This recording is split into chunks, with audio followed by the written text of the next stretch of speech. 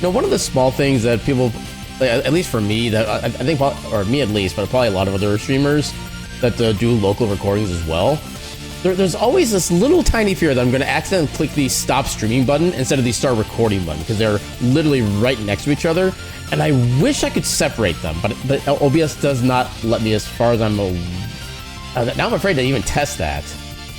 Like, I want to try to maybe click drag, and I don't want it to just stop the recording right away, and then maybe I have to redo the thing again after the fact.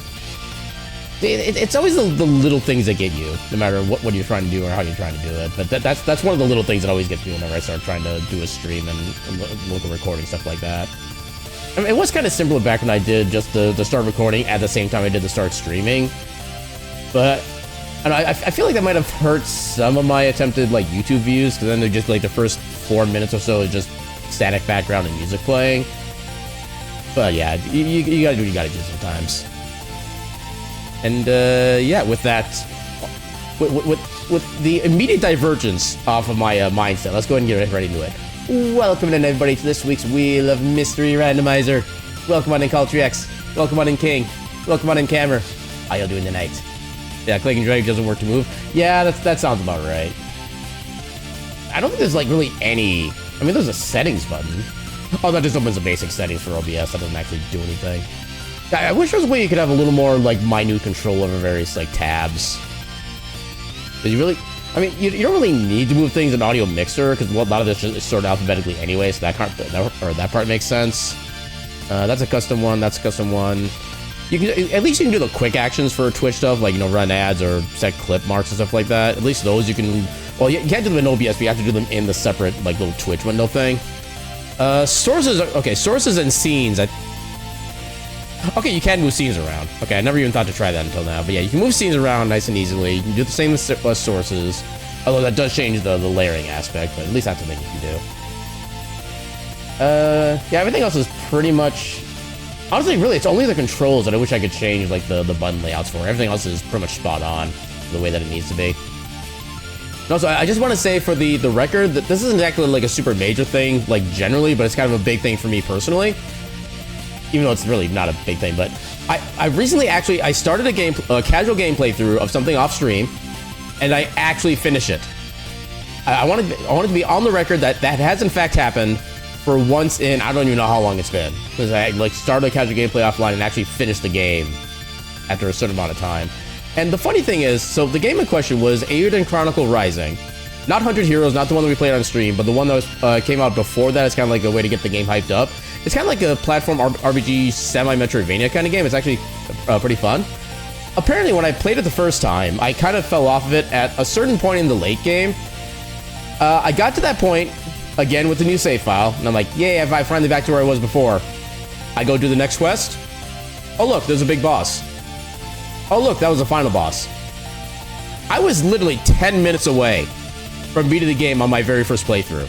And I just stopped it right at that point without even realizing it. And yeah, I just find that funny as all hell. But yeah, that little mini story out of the way, let's go ahead and give that wheel a good old heckin' speed. Well, we haven't done Ancient Cave in a while, so I guess that kind of makes sense. Yeah, it's Mystic Quest can be one of those things where we got done like 30 entries on it before it finally gets picked, or... You know what? I'm getting the feeling now we're not going to get Mystic Quest until it has a third slot. That is going to be my prediction on that game at this point. I just have that feeling. I don't know how else to really describe it. But, actually, is that game even going to be in my recent things anymore? I might need to actually find the file. I played so many other things in the meantime. Oh, right, I did the shuffle. Wait. Hold up. No, this is the 2.6 version. Why? Hold up. Why is the 2.6 version of BizHawk referencing recent ROMs from the 2.11 version of BizHawk I was running? That seems weird. Okay, so now I gotta actually find the save game for that. Where did I put that? I want to use that folder. I can use this folder. So stream stuff. I'm assuming this is gonna be my games. Lufia 2, Ancient Cave. Yeah, it should be this one right here. Hopefully this is the right one. And then Ancient Cave. Alright, let's see if this is actually the right file. It should be. Okay, it is. As long as we see the 2 stars, that's the right file. Also, I should update the category. Lufia dos. Alright, so the question is, do I want to change my party at all? Because I know, like, most of the permanent gear we have is, like, specifically for sealing. Then change it? But I don't know if I want to. Welcome on into me. How you doing tonight? Yeah, so one of the kind of the reasons I do have this party lineup is that this is the party lineup you would need in order to, like, actually go for the big slime at the end of the dungeon. And then don't. Well, you know what? Heck, I'm gonna change then. Just because you told me not to. I am my own person. Wahahaha. As soon as I remember where. Okay, there it is. So I gotta talk to you. In fact, you know what? Let's go with a complete 180 in what we usually do. Let's get Artie. Let's get Tia. And let's get Lexus.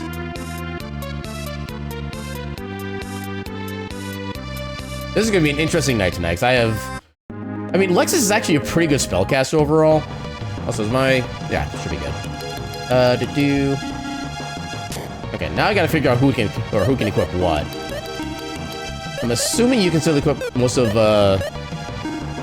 Yeah, you have most of... Actually, can anybody else equip these? Okay, 3 people in this group can equip the Water Gauntlet. That's good to know. So that increases agility and magic resistance. Artie's gonna have a lot more agility by the end, so he's not gonna need this equipment. Let's get that to Lexus. Only TX can equip the Crystal Shield. And then... Okay, 2 people can equip Aqua Helms. Okay, Tia already has plenty of defense. We'll give this one to Artie. And only myself can equip the Agony Helm. With Flame Protection. Okay, only you can equip the Diamond Ring. And then, who else? What does this do? Agility, Intelligence, and Magic Resistance.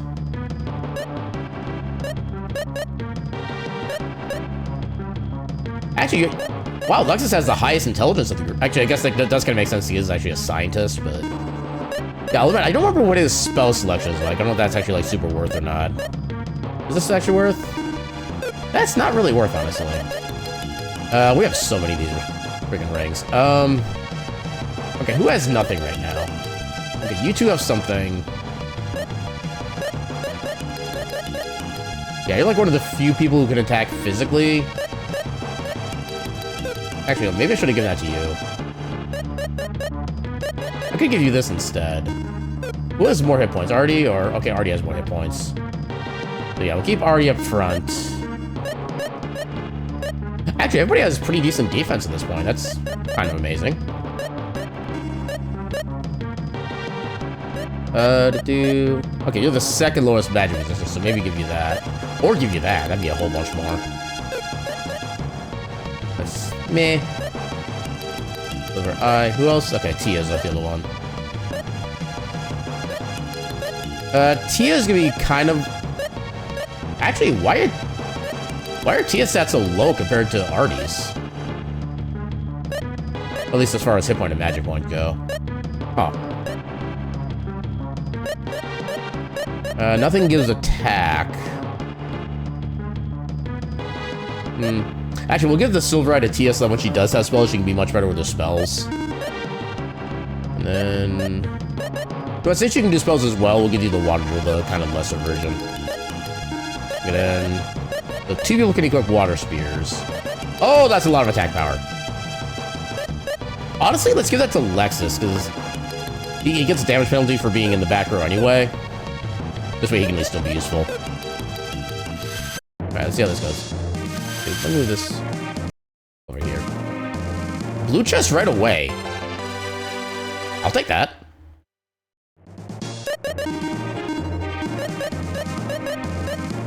Okay, I love how I gave that to the right person. Oh my god, 50 agility? Holy balls, this is an amazing weapon. Okay.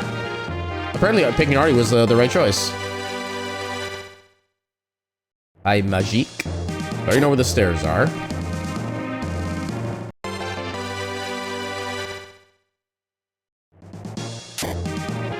Yeah, I gotta get a little bit of XP anyway. We're fighting a singular one. I forgot to swap Fumi out. Dragon Gaming, exactly. Who do I want to go with this time?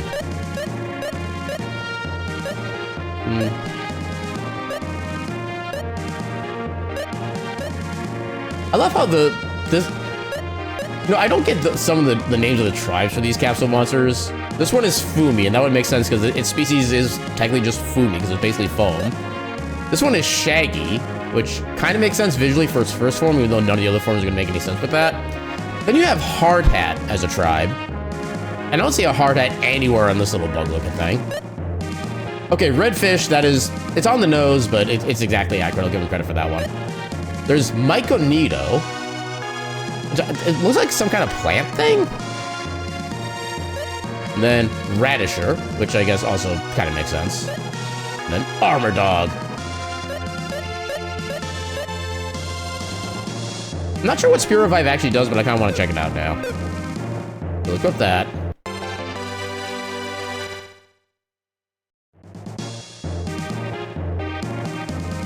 Oh, there's a... There we go, doesn't work.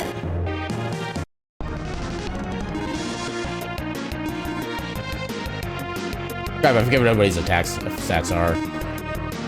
Actually, I think Lexus has the other good weapon. Because he was in the back row. Okay, still do decent damage.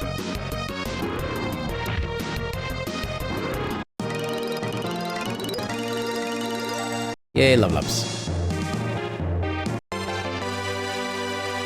I don't think T has a weapon yet, then.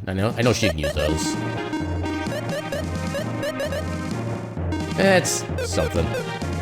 Exclamation mark dragon. Wait, wrong channel. Actually, on this channel, what would an exclamation mark dragon command do? I'm curious as to ideas. Okay, we already started in that room. Flame dance? Not a bad idea.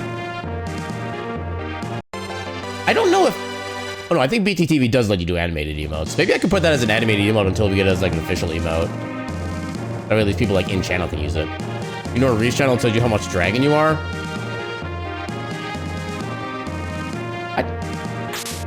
I only just started realizing I don't know what other commands he would have. Like, I only ever really like pay attention to redeems because they're more like visually obvious. I've never really thought about just like the command stuff like that. Dragons! Welcome on in, Crab. How you doing tonight? Oh, I thought that was a healing thing.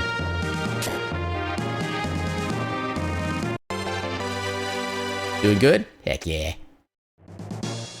Congratulations on surviving Monday.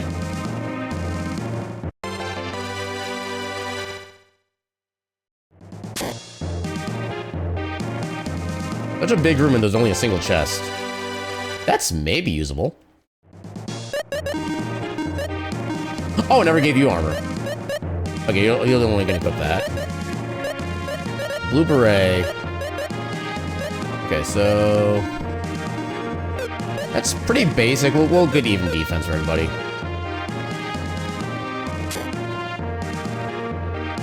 Yeah, it's kind of weird. I can't just rely on just my instinct to find out what character could equip what weapons. Because I have very little experience with anybody other than the core 4 that we usually use. Doing a third playthrough of Baldur's Gate. Okay, so for clarification, were both your previous playthroughs actually like full completions, as in you went like all the way through all 3 acts? Or are you like the type that I am, where you play for like a little while and one save file, then you're like, I want to do something different, make another playthrough. Then another hour later, I want to do something different, make another playthrough. Then another hour, make another playthrough. Okay, full playthroughs, nice. How long do full playthroughs of Baldur's Gate 3 take? Also, I'm assuming you're talking about 3, and not like a previous Baldur's Gate. Play twice and have 200 hours? I feel like that tracks. I know there's a lot to that game. It is 3, okay, yeah. Yeah, unfortunately, just that particular gameplay style, my brain just does not work well with for whatever reason. I don't even know how to like really describe it in words. It just doesn't really stick to me. Yeah, Chop Borderland gives like 2 defense for a character who can equip it. It's not even worth the time looking at it. I know Tia can equip it, but I think we still need somebody with a weapon. I didn't think it'd be Maxim. Oh, alright. More loot. And unfortunately, we have nobody who can equip axes.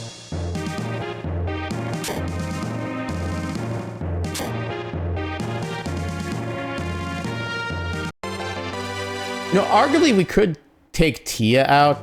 Well, no, because then we wouldn't have anybody to equip the female-oriented gear. Because like half of our permanent gear is like Tia/Sealant specific. Yeah, why no one else ever doing Lufia the Legend Returns 200 level challenge? Was the Legend Returns, was that the Game Boy one? I don't remember exactly which one that was. Welcome on in, Addict. How you doing tonight? That was the Game Boy one?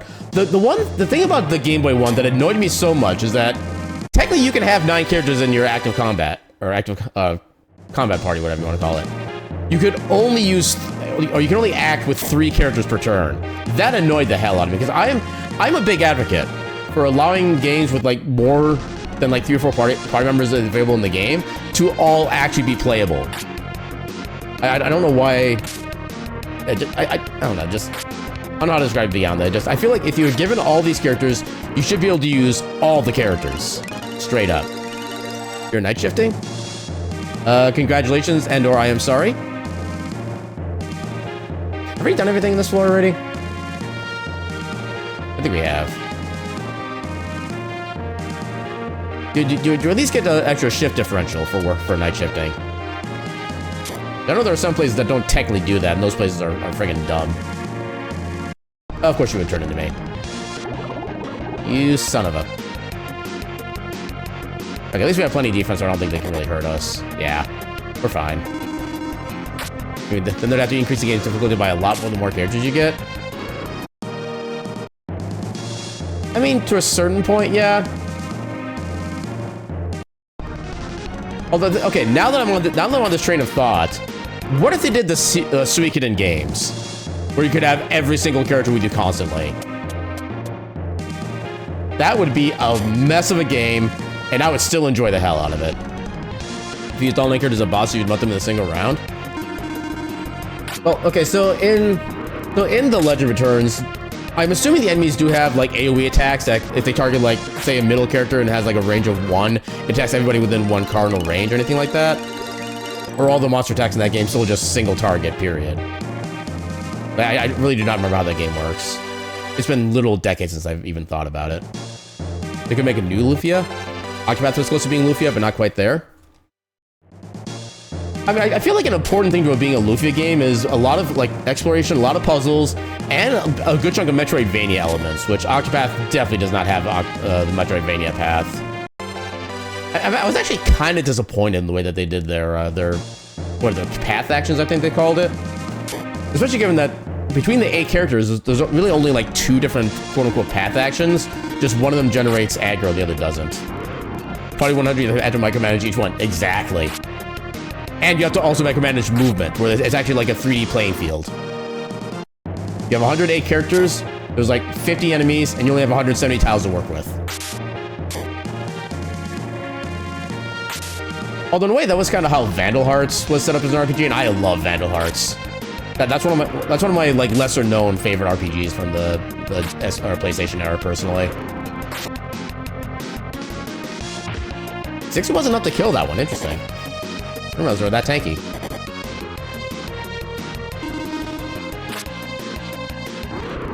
Yeah, I know at least one of the game that does have a fairly high number of characters that you can always play with constantly in your party was, I think, Star Ocean Integrity and Faithlessness, I think was the subtitle for that one.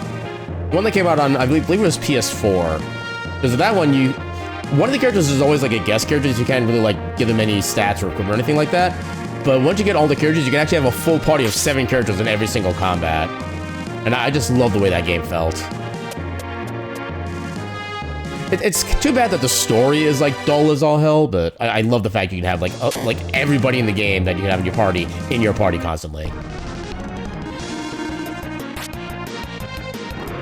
That's actually kind of one of the things I was disappointed with for the Final Fantasy VII Remake series as well, where like I feel like part of the reason you only have like 3 characters in the party at a time was at least partly because of like system, or what do you call it, like system requirement limitations or whatever.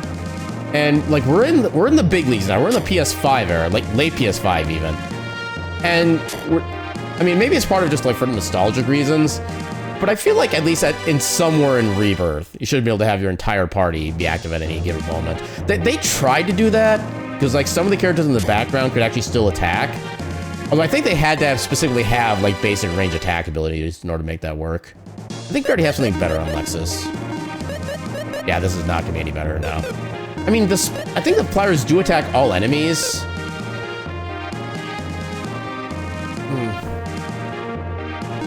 Anybody else equip the water spear? I don't think anybody else can. Yeah, just already in. No, the dragon spear is superior. Yeah, dragon spear has a lot more base stats than just new attack. But yeah, just kind of my story is, if I'm going to be given a whole bunch of characters in a game, I want to be able to use them all at least on a regular basis. Because otherwise, I always just stick to like whatever the actual party size in the game is, I just stick to that many characters and I never train anybody else. And it does get kind of sad after a while, because I just don't know what the other characters can even do, because I'm just not interested. Oh, I thought the pliers were all multi-target attacks. Hey, Shaggy did something. No, in that case, you're getting the thing back. Oh, I did not mean to unequip that. There we go. There we go. Okay, I think that was everything on this floor.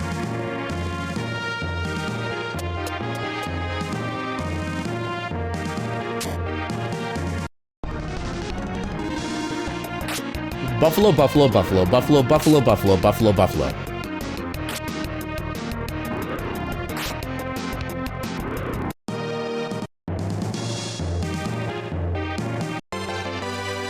I always forget exactly how many instances of the word buffalo appear in there. And I still, like, I remember actually reading the explanation and seeing all, like, the grammar broken down piece by piece. I still feel like it's not 100% grammatically accurate. It's surprisingly close, but I feel like there should be, like, just some kind of, like, I'm not sure what the proper term is, but something like an A or two or the, something like that in there, for it to be actually truly grammatically correct. But I do get to be kind of nitpicky on stuff like grammar sometimes, so it might just be me. Okay, that's an improvement. Yeah, Bronze Sword is better. How did I miss that from earlier? Actually, is everybody... Okay, we do have a... Okay, you can equip that. Does a little more attack.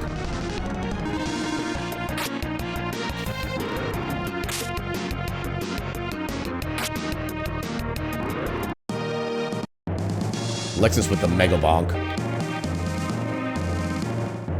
Is there anything else? No. There should just be this door here.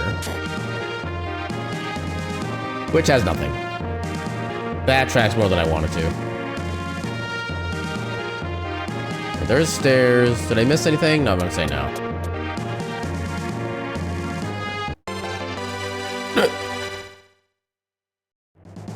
Let me double check what spells I have currently. Okay, nothing particularly useful. Alright. You get the drink from I can do that real quick. Oh, come on in, Duke. How you doing tonight? Speed!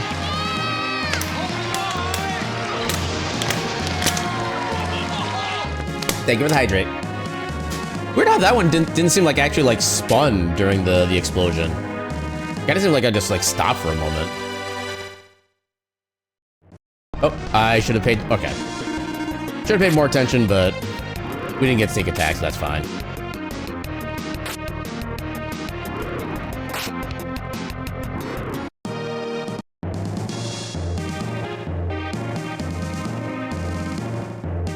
Well, that was a small floor.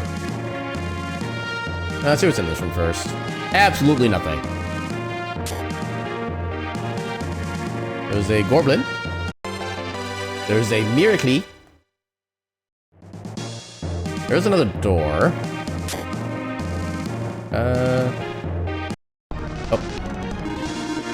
Oh, sorry, not kobolds. Cobalt. Because this game was translated. Not well, but it was translated. Oh my god, we have healing. Let's freaking go. Okay, who has the best intelligence right now between everybody who can actually cast healing spells? Okay, definitely Lexus. So Lexus is officially our spellcaster. The full party. You know what, sure. It's cheap enough and we're at a low enough level. You already had 10 tickets closed and your normal is 20 for the week. I presume that means congratulations are in order?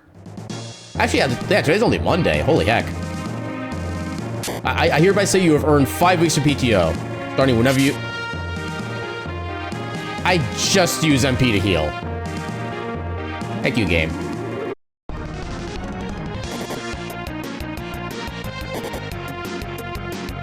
This game has jokes.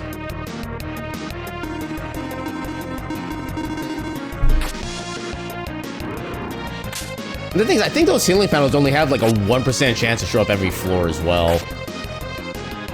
I don't know if that's like the exact percentage chance, but I know it's like super low. But the fact that we find that right after finding a heal spell is just...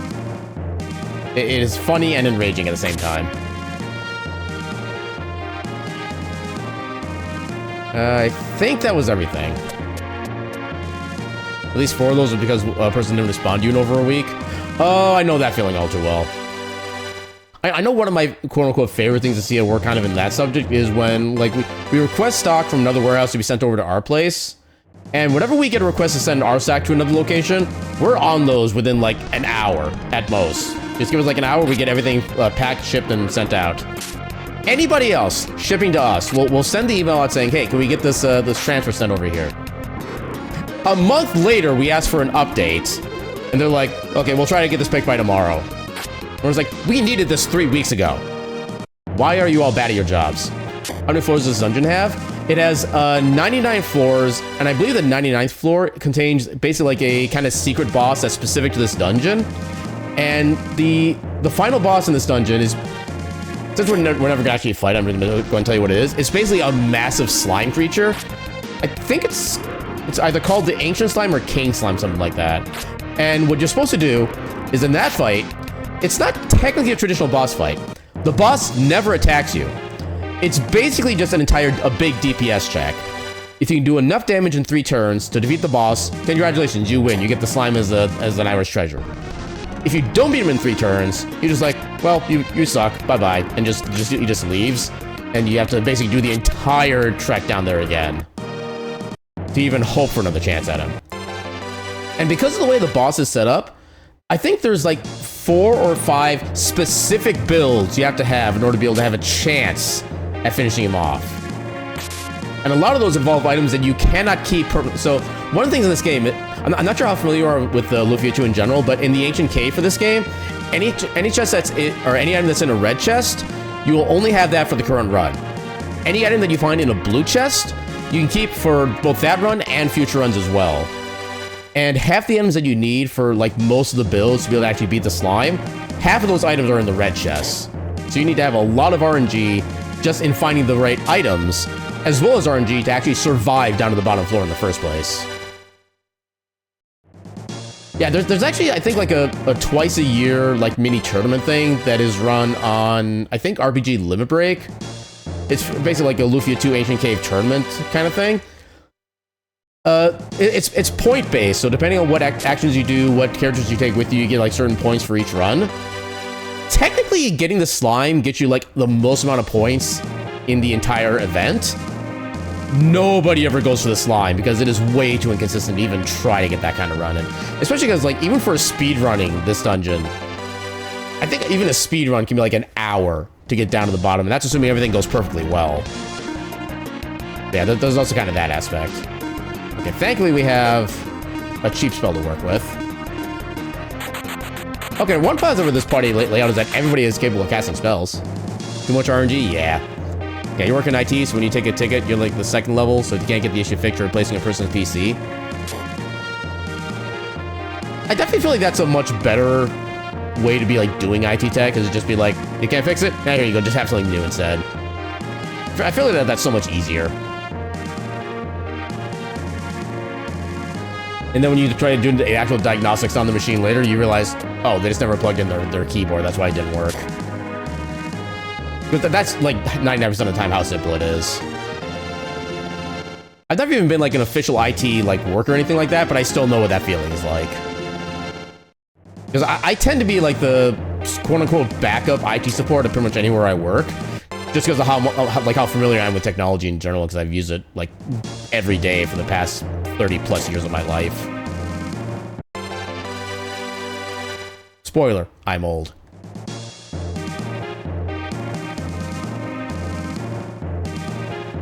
Okay, he didn't sneak me.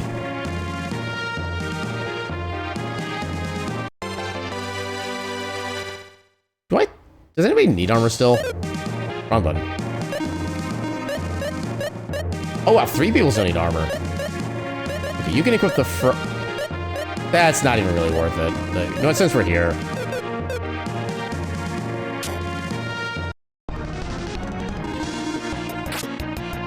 Get him.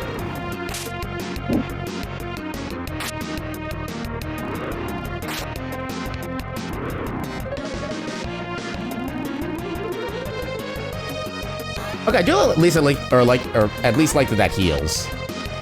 In addition to potentially reviving. Hey, I've had some people say they don't have a webcam in their laptop. Tell them to open the privacy shield. Yeah. I mean, in their defense, the shield isn't like visually intuitive to know that it's there. Because if you don't know that the laptop has a webcam to begin with, and you're just looking at it, it looks like just a regular like decorative piece of plastic on there. So I'll give them a little bit of credit on that one. And especially so if they're not actually used to technology, because I know a lot of people are still like that these days. And yeah.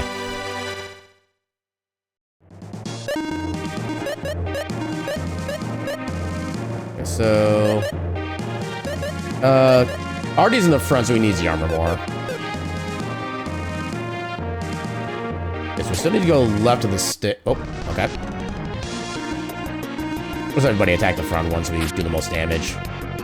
Nobody has an evil weapon yet, so everybody should be able to use suck and attack. And yeah, I think all she has is the wire, so that kind of explains it. I'm surprised I didn't do much more damage there. Also, I think he's actually targeting the character with the lowest proportion of HP, which is actually kind of nice.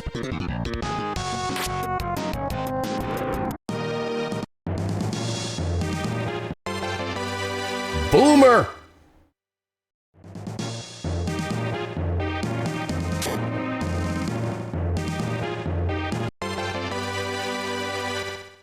Yeah, one thing I believe is a known thing about the Ancient Cave as well, and the actual US release, which is what version I'm playing off of, is that the loot table is actually bugged like 18 ways a Sunday for this game, where once you reach, I think, like floor 30, like you'll never find any like rings or, what's the other category?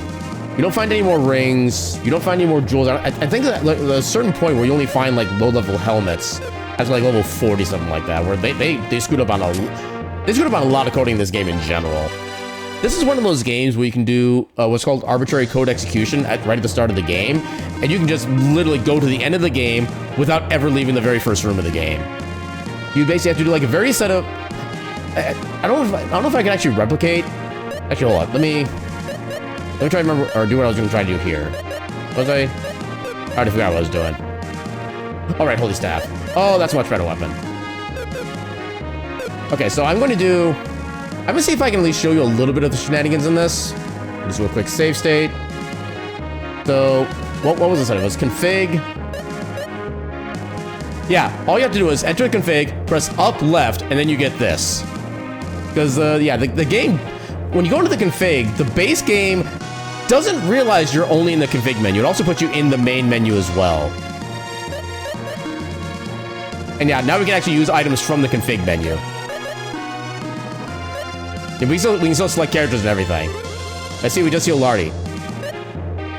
This is an amazing game Like, legit. This is an amazing game. It's one of my favorite games of all time. It is broken as frick. Also, I just realized Lexus's name is actually misspelled in this menu. Oh, wow. Okay, I knew it was broken. I didn't realize it was this broken. But yeah, I think another part of it as well is if you go to config, and then you press start. Not start? Wait. What am I selecting? I see Flash down there, but why is Flash being a...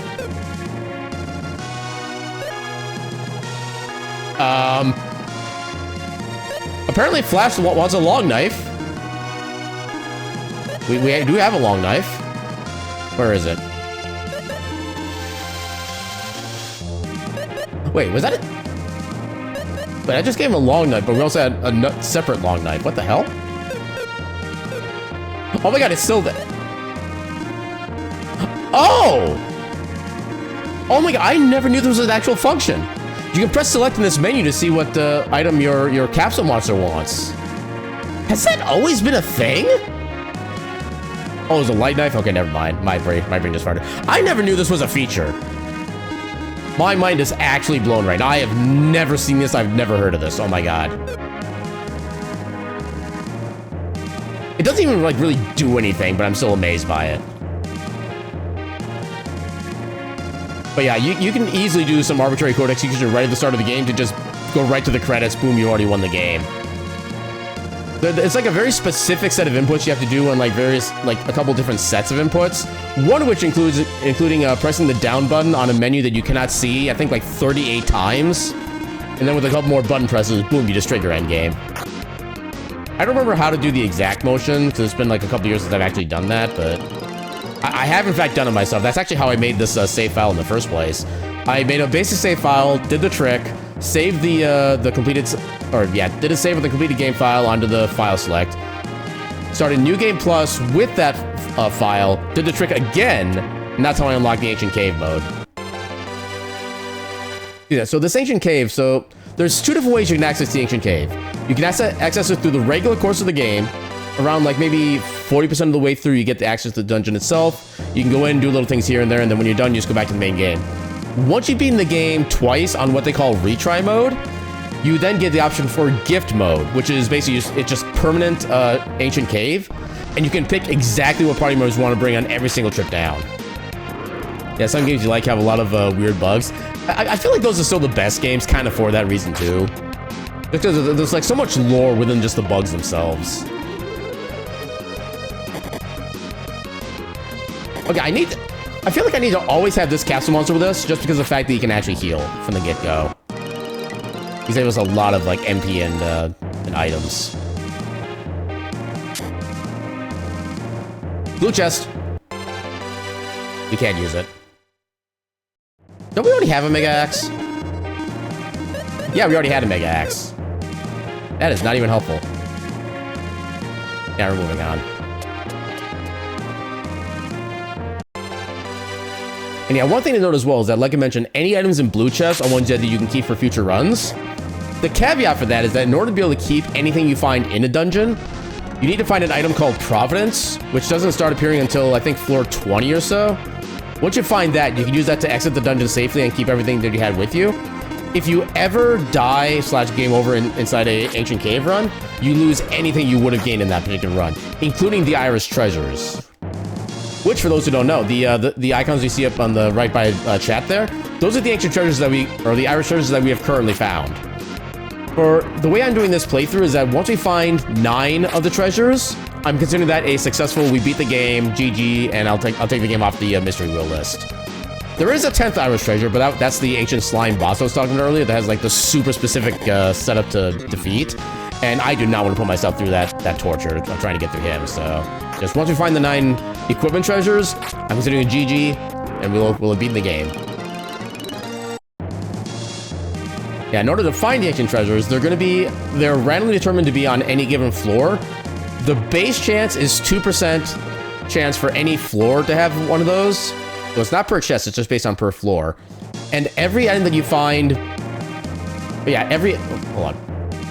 Yeah, every item that you find lowers the chance of finding another one by 0.2%. So when you have 0 iris treasures, it's at 2% per floor. If you have 1 iris treasure, it's 1.8% per floor. 2 treasures becomes 1.6% per floor, and so forth. So right now, we are functioning at a 0.8% chance per floor of finding an iris treasure. And we still have 3 more to go. And I believe iris treasures can be in blue or red chests. So those you cannot discern like ahead of time which one when they're going to be in. We already... Okay, there's stuff down here still. I love when half the doors just loop in on each other and the other half lead to dead ends. Those are my favorite doors. Where were the stairs? Right there. Scimitar. That actually might be better for Maximum, maybe? Nope. Bronze Sword is best sword. So if they're the red chests, they're only for that run. The blue chests are the ones that are the permanently keepable items. And even then, half the time, well, maybe not half the time, but a decent chunk of the time, the blue chest items are good for like early game to give you something to start with, but they're not really usually very good for like end game. Okay, so like I said, for the iris treasures, in order to keep anything from like a blue treasure chest item or an iris treasure, you need to use the item Providence to get out safely. So that is the other requirement to actually be able to keep these. There's still more doors down here. Yeah, you're not necessarily guaranteed to find a Providence by like any given floor or whatever, but you have a fairly high likelihood of finding them starting with floor 20. Or 21, one of the two. But yeah, the game wants to make sure that you've actually earned your items. And also, every enemy in this game has a very specific pattern of movement that they do. So you see the pumpkin head guy right there? Every few steps you take, he'll do a teleport. And if you pay attention, when you do a certain step, it'll show you what tile he's teleporting to. So if you watch, he'll do a move. Or he won't do a move if you're just watching the wall. You can see a flash where he's about to go as well, so you can kind of prepare for that ahead of time. And you can also use the positioning of yourself versus the enemy to try to get sneak attacks in. So if you attack him from the side, I think it's like a 50-50 chance of getting a sneak attack. If you go up from behind them, it's a 100% chance of sneak attack. And then same thing for them targeting you. We already checked everything on this floor? I think we did. I'll say one thing that does make me sad that we don't get to see in the Ancient Cave run is that you don't get to see the tools that you get that you are normally used for like exploration in the base game. So in the base game, you have like a bow and arrow, so you can shoot arrows at things. You have a hook shot, which can do kind of the same thing as the bow and arrow, but at a lesser range, and also let you basically pull yourself up to other grabbable objects, stuff like that. There's also... what are the other? You can also pick up a bomb, which you can use to blow up walls. Let me get this real quick. Oh, that's weaker. What are the other items? I think one of them is a fire arrow, so you can actually like burn a bunch of plants in a single shot. I forget what the fifth item is. A Morning Star, which has kind of a similar function. It's another kind of like slightly range attack, like the hook shot is, but it can also has the function of a bomb as well. It can also break down certain walls. And also these little scorpion enemies right here, they move at either. So when you move a certain direction, they have to move one cardinal direction to the right or one cardinal direction to the left. So if we're moving left, they'll move up. If we move down, they'll move left, stuff like that. And welcome on in, Solace. How you doing tonight? I see your high roll luck has been finally broken. These were like nothing but like 7,000s for a while. Okay, right about the middle of the pack.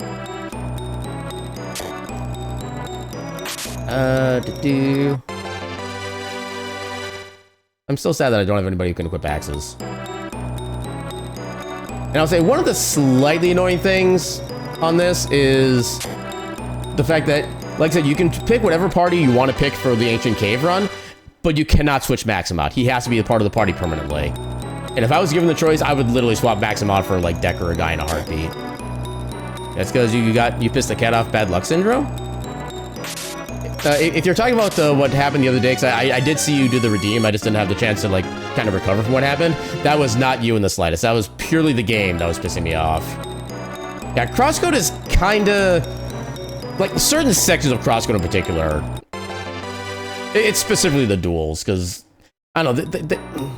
the first two duels in Crosscode were fun. They're kind of a fun little way to see both what you can do as your class and how to respond to your class as well. So I really like that as a system. But starting with the third duel, oh my god, just... Yeah, no, let's call him... What happened to my foot? Why is my foot at an angle? My heel should not be at that angle. What is... I have questions. I have questions and concerns, and not necessarily in that order. Crosscode is perfect in every way. It's perfectly something. I can describe it that way.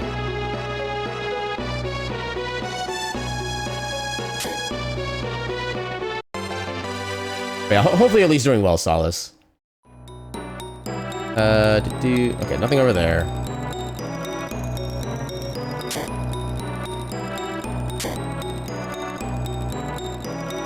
Yeah, I do cut. I don't necessarily like take issue with, but I do also have a kind of... I don't want to phrase this. I don't mind bosses having like certain gimmicks to be able to kind of like do them effectively, stuff like that. I do start to mind a little bit when the gimmick is required to do like any damage whatsoever, and I feel like a lot of the bosses in Crosscode are starting to get into that kind of gimmicky boss range. You owe you this much? Yay, hugs! I returned the hugs with my voice hugs. Voice hug!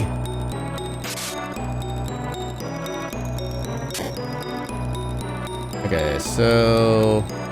Big room for only a single chest. We might actually make that work. Yeah, if I see dirt, can I boop them for you? I shall do so.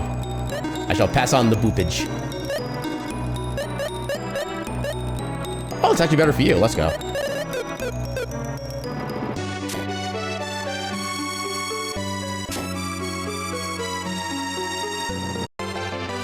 Yeah, now we're starting to get to the point where some of the enemies are actually a little more scary to encounter. I mean, we do have a lot of, like, high defense at this point, but... Okay, who can... Yeah, it's not worth. Okay, only Maxim. Yeah, we already have better armor than that. Not there. Also, insert obligatory Mimicon comment. I mean, I think we're coming up on one of the first floors we can actually find mimics in this dungeon. Yeah, because the mimics are scary as hell in this game, especially the blue mimics. They can wreck your party in, like, 2 rounds tops, if you're not careful. And even if you are careful, they'll still probably knock your ass down in, like, 2 rounds. Oh, boy. I tried to avoid that, but I couldn't. At least there's only one of them. And we murdered it.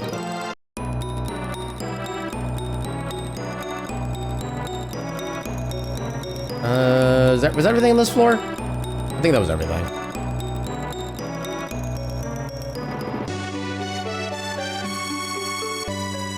Ah, crap, where was the, I like how the sword and snake enemy are apparently, like, locked together permanently now. I have never noticed that, but why are they locked together like that? That is not normally how the sword enemy moves. Huh.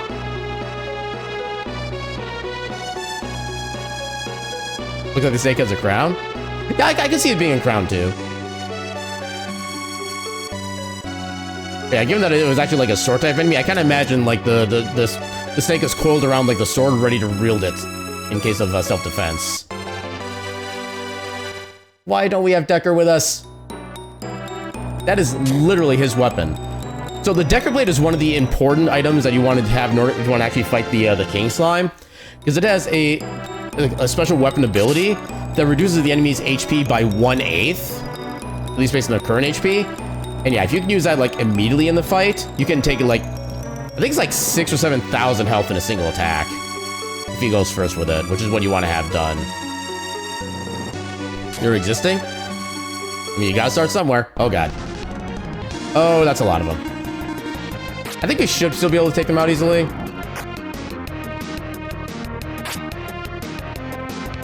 Well. Oh, we're actually taking damage. I don't like this. Oh, heck you. How dare you destroy my friend? You got pretty close to getting all 3s on that one. That'd have been cool.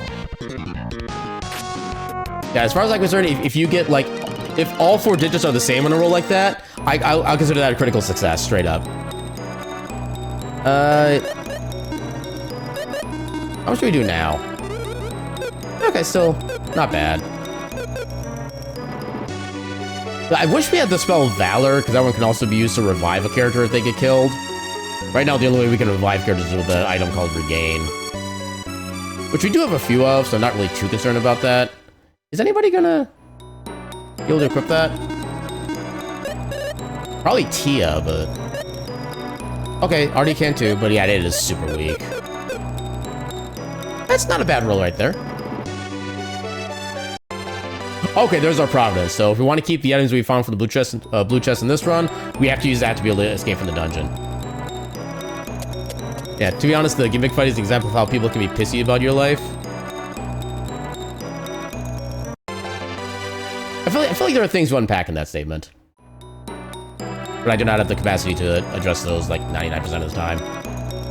My brain just likes to go, whee!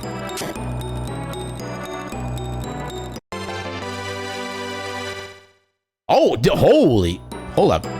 What is the percentile that roll was in? 6, 4, 6, 7, oh, not that. 6, 5, 5, 3, 5. That is the about 98.7% percentile. Okay, you got your high roll streak back. Congratulations.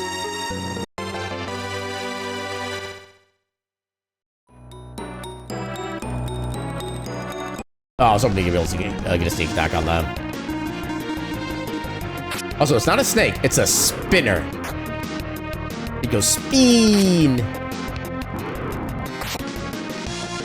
Oh, that didn't do a lot of damage. I just realized Lexus's name is now permanently misspelled. I don't even know what I did. I thought it was just grouped up in the menu, but no, it's actually full on, yeah. Yeah, TLDR, we play, full of shitful, people get mad, turn into an igloo, then you come up with ice cream cones. Honestly, I could go for some ice cream right now, now that you mention that. Now Elxus. Okay, legit though, I'm actually hoping that that name change is like permanent. Like even if we take him out of the party and put him back in, I want that to still be the misspelled. Oh my god, oh my god, I'm getting devious thoughts. What if I do that for all the other characters? What if I make Artie Ratty? What if I make Tia Ita? What if I make myself Rarin? What if I make Decker Edgar? What if I make Guy Oogie? Oh my god, Oogie, that's a perfect name. I want to make him Oogie. Thank you for the redeem, Kansas Crab Doubler. Eolus.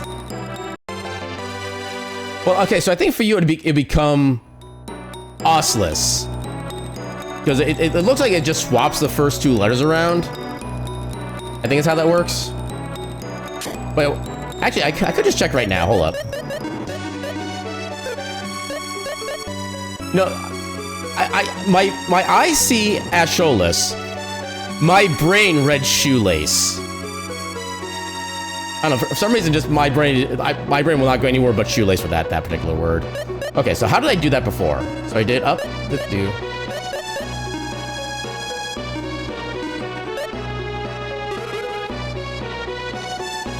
Okay, so I think that's what I did before.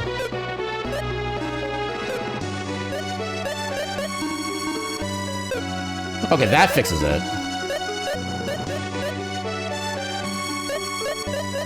Wait, why do I have access to the actual menu right now? Hello?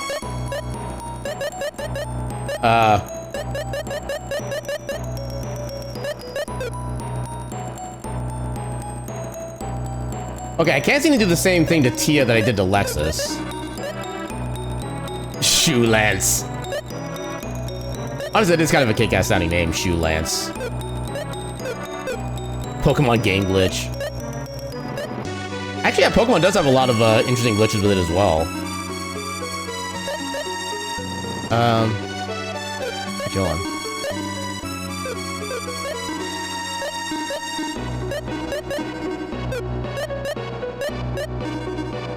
I'm just trying to do like literally all the shenanigans I can possibly think of.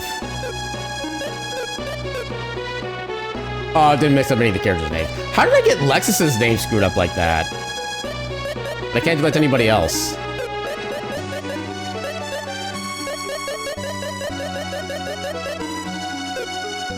Wait. Oh, I went back to the...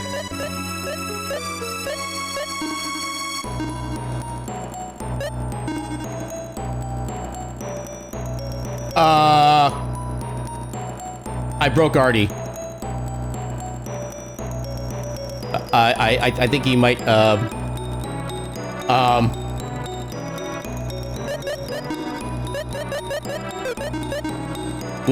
we can fix him. We can make him bigger, faster, stronger. Are we not bothering you? You are never a bother, Solace. Just straight up, you are still a friend. Okay. Okay. I need to maybe document what happens every time I... Oh, Artie has a space in front of his name now. We're doing things. Okay, so Artie is out of MP. He's back to level 0. And instead of being Artie, he's Artie. You have to have a little bit of a pause before you say his name.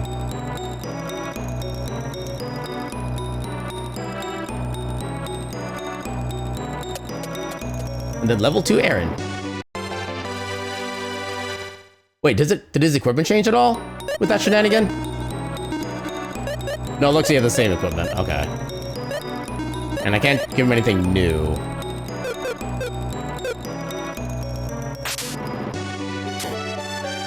Yeah, percentage level Solace.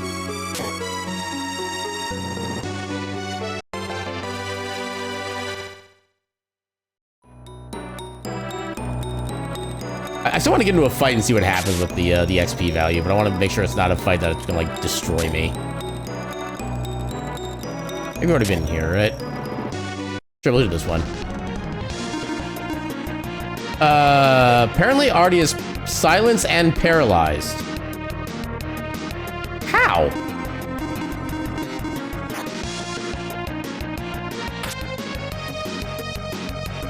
Wait, how do you have status conditions after you've been revived?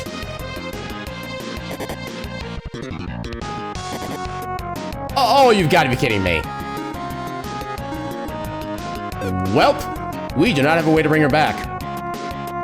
This champion does not do revives. This is not good.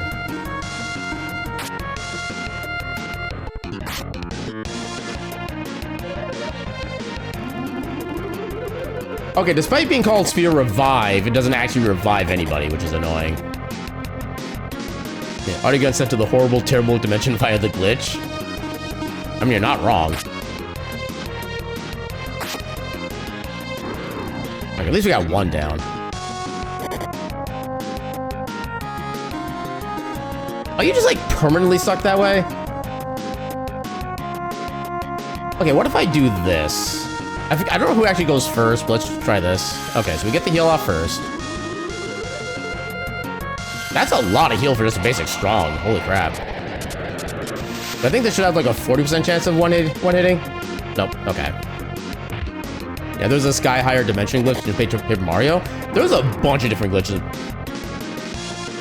Artie had a special character in his name. I am so afraid of what's gonna happen when we actually win this fight.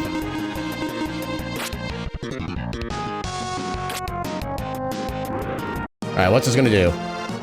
Okay, right as the ads start. I'm just gonna slowly go through until we get to Artie.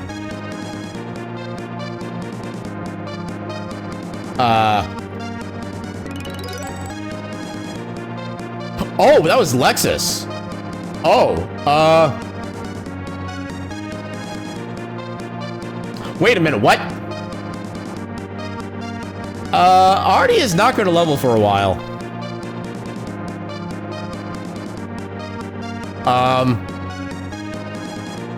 Yeah, I think I'm just going to use Providence. Artie is never leveling up. Yeah. Although, that does make me wonder, if I take him out of the party and then bring him back in, is he still going to be bugged? Or is he going to... I have so many questions right now. I'm also not sure if it was Artie's thing that made the game take so long to load that. I have so many questions right now.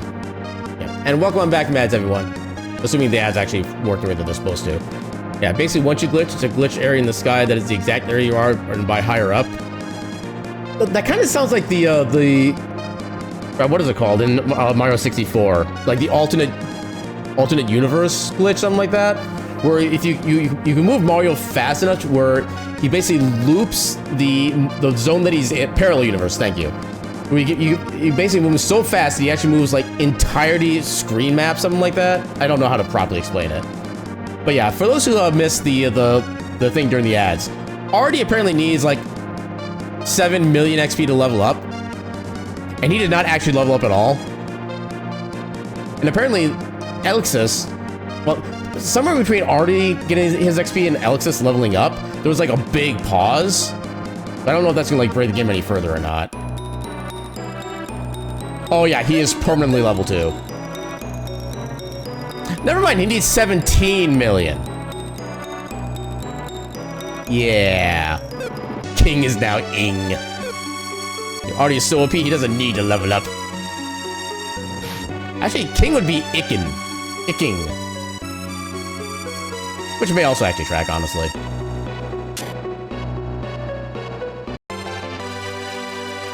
Legit though, I hope I haven't actually like permanently nerfed Artie, because he is kind of cool sometimes.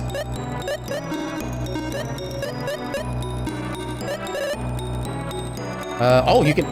I mean, you're dead, so you really can't make use of it, but you're also the only one who can equip it, so sure. You know, I want to keep messing around, but I really don't think I should. Oh god, the urge to bug is too strong in me. Only 2 to the 24th XP to go.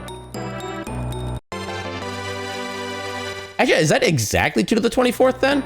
That would actually make sense. Okay, big boomer. I knew somebody was gonna make that joke eventually. Although I'll admit, my mind goes to more boomer from Left 4 Dead as my joke reference. Crazy Blade. I think that one can actually attack like multiple times per turn, if I remember right. Wait. Oh, I didn't realize I had a red saber. Okay, that's a lot of attack power. Oh, that's actually a lot of... Evil... Not sure. Wait, it's an evil knife, but it's not cursed. This game is not consistent by any definition. Run away! Yeah, 2 to the 24th is 16,777,216. Okay, so it is off by a little bit. So 16,777. Okay, so we're off by about 521, I think. Yeah, 521 XP, which is pretty close overall. Yeah, less than the time it takes to reset the Final Fantasy IX clock to overflow. I don't know how long that takes. I remember hearing about that. Ooh, blue chest. Oh, first jewel. Yeah, I remember hearing about that trick. I don't remember the details of it.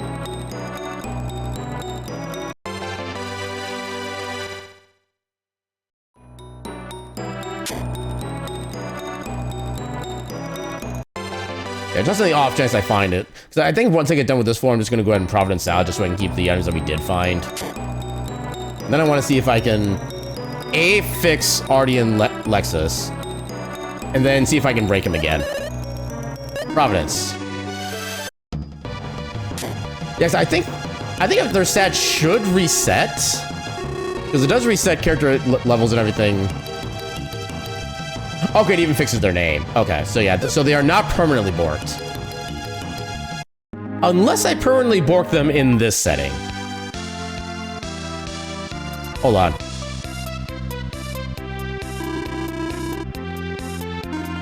Save. Okay. Can I break Tia? I want to break Tia next.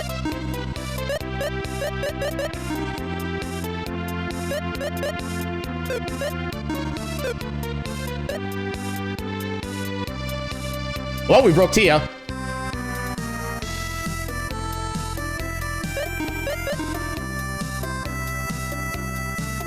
Yeah, she has an arbitrary amount of HP now.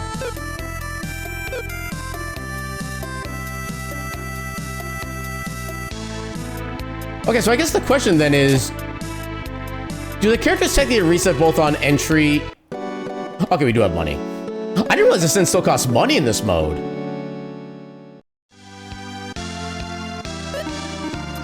Wait. Oh, right there. Okay, we're out of money. Okay, so I think I figured out mostly how... Wait, that didn't revive her? Why didn't you go to the church for that?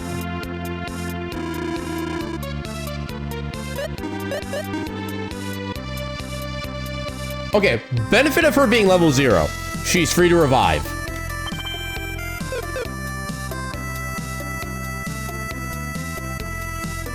Okay, so if we go into the dungeon again, does she get reset again? Or does she actually start like this now?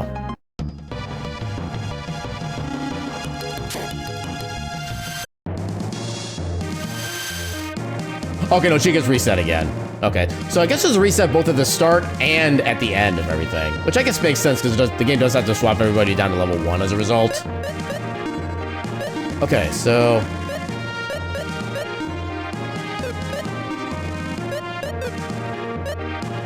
Okay, we broke Tia's name, but we didn't break her.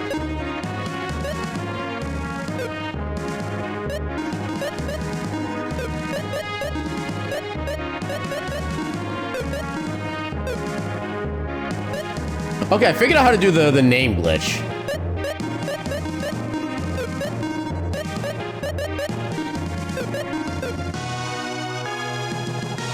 Okay, never mind, I broke Artie too hard.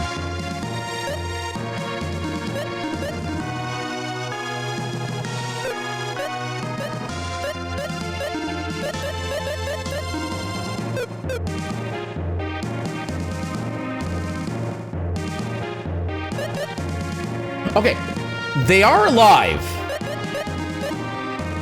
I would like to note that they are in fact alive. They are not dead. E-Space Lixus. Okay, we know we're not going to Arby's anymore. We're now going to Artie's. I hope everybody's happy with this decision.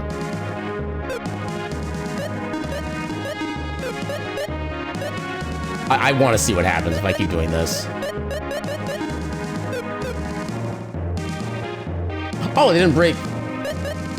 Didn't break me.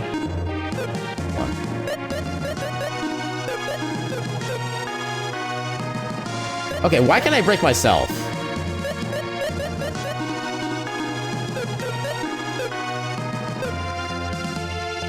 Okay, I'm trying to break myself.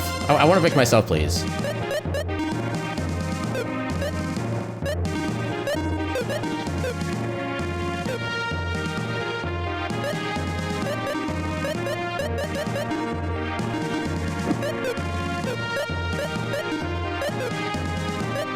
Why can't I break myself? What about dinner first? I already had dinner. I always have dinner before stream. I already took myself out on a date.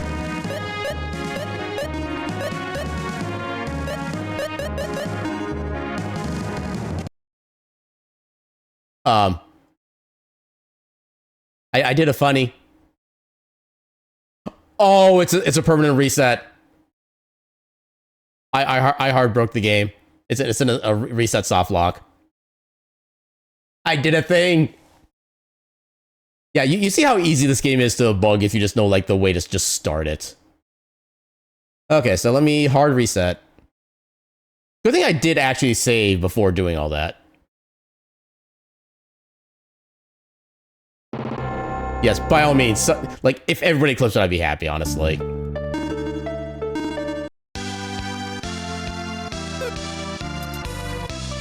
I imagine there's probably some way to actually get, like, actual function out of that. I just don't really know how.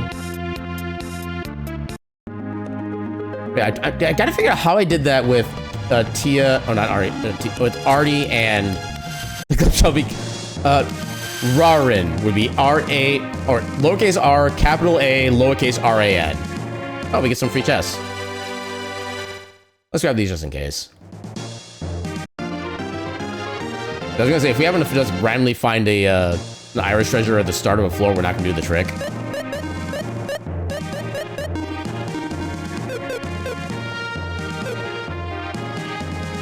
Okay, so Artie is poisoned but not dead.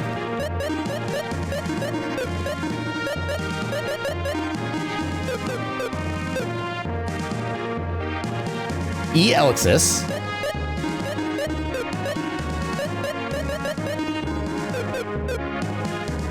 Okay, why does it only work for certain characters?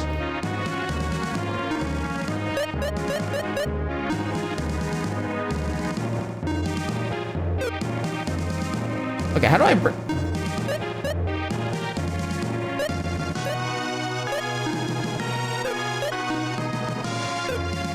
You get to drink from the fire hose!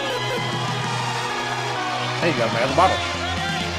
Yeah, I'm too busy trying to break the game now to actually play it.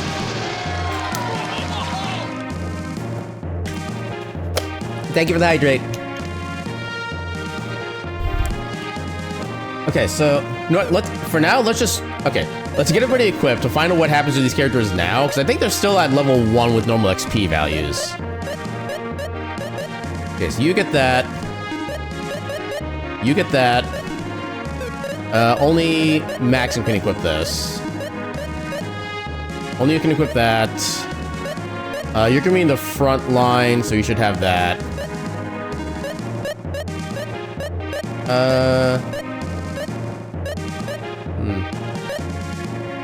You're gonna be in the front line, so you get that. You get that. That is agility. Yeah, let's give all the agility and intelligence up to Lexus. 20 intelligence, no agility. Okay, there we go. Silver Eye is what I want to give him. You can have the Gold Eye. Don't really know what I want to give you, per se. Sure, Thunder Jewel.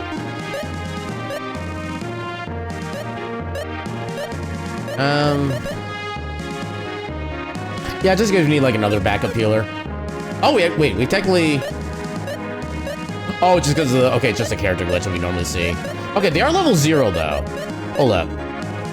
Oh, but they're still at the correct XP values.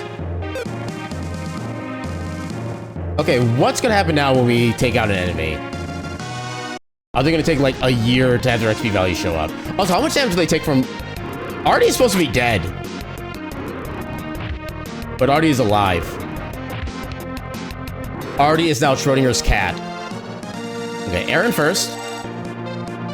Level ups. Uh-oh. Game's thinking. Game's thinking hard. Game's thinking hard again. Okay, so never mind. They are completely screwed for experience now.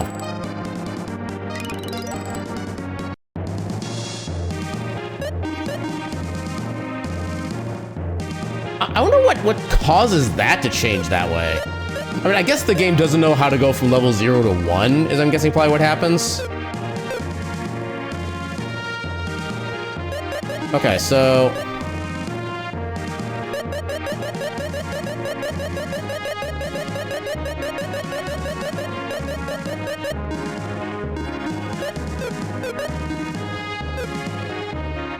Okay, so that didn't break anybody else.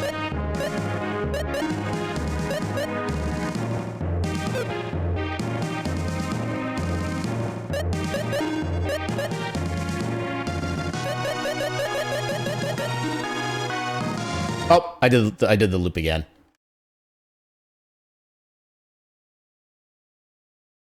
Okay, so I think that's enough of shenanigans. Let's actually play the game proper. Yeah, it might be -1 XP to the next level, which is about 16,000 so-and-so, something like that. Yeah, I think it's more that the game doesn't have an actual value stored in the system for that level, so it just pulls like random garbage data, which just happens to be like a super high number like that. And I think that's my interpretation of what's happening. You forgot there was a game.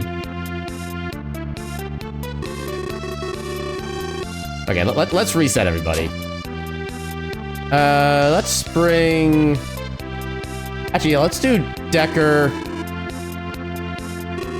Artie. Let's do Lexus.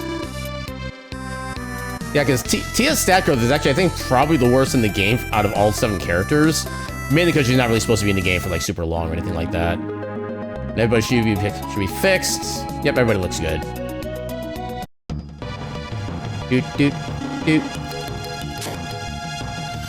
Alright, I should be able to at least equip most of the stuff I have now, which would be nice.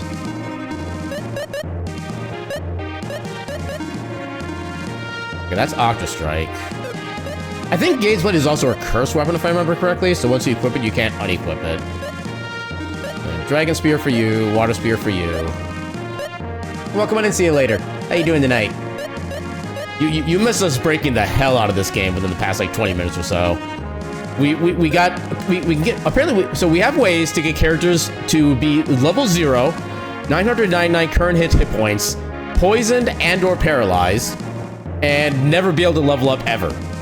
Because after one fight, they need an extra 16,777,215 or 214 XP to level up again. Yeah, it was an experience. I can definitely say that much. Yeah, we could rename Lexus and Artie. We kind of shifted Tia's name over like one character, but he didn't really screw her name up otherwise. And we couldn't do anything with Maxim other than, I think we actually did do a bit with the letter rearrangement, but yeah, Caltrex is now EL. We really like the E's tonight, don't we? E. All right, nobody can equip the crystal shield, but that means both Artie and never mind. Actually, who's gonna be? Actually, yeah.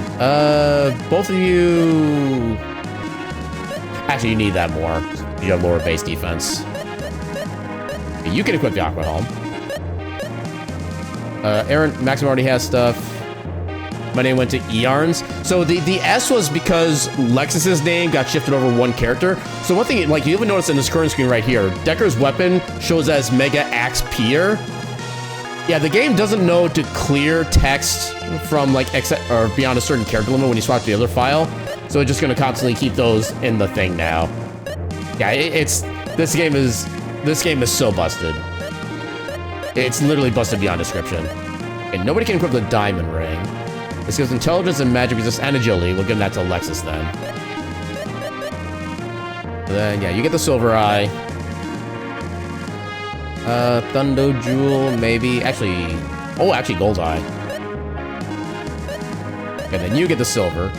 Or no, the Thundo. Lyrics are now Emix.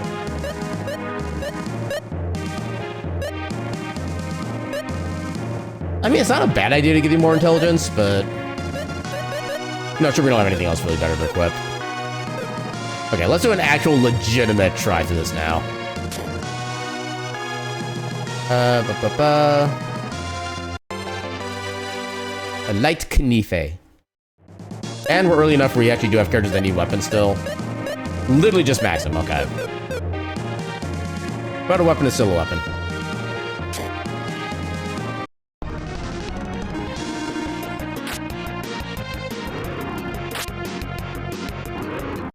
Knifa!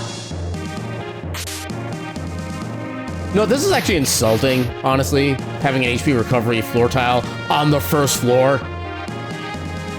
Especially when you've already got some, like, blue chest gear. The enemies cannot touch us, literally. Because at a certain point of defense value, the attacks will just always miss. Because they actually can't do any damage. Also, it's not too late. We'll swap back to the shaggy critter. Yeah, nothing else to do here.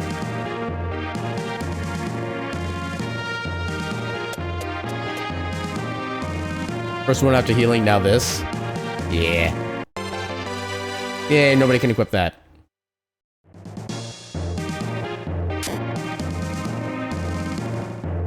Not gonna lie, I still want to keep breaking the game. I know I shouldn't, but I still want to do it. I just want to see what other shenanigans I can cause.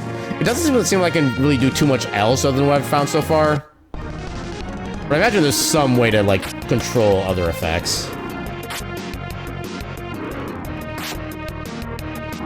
Actually, I wonder if there's certain actions you can do that would actually, like, predetermine certain values. Like, maybe instead of having 999 current hit points, you can find a way to glitch it to where you get, like, 999 strength or something. That would actually be kind of really fun to do. And then to get a weapon that does, like, multiple hits per attack, too, that'd be amazing. Oh, imagine that with the Gauge Blade, with the Octa Strike. Oh, was that Decker's Blade? I think that was a Decker Blade, but yeah.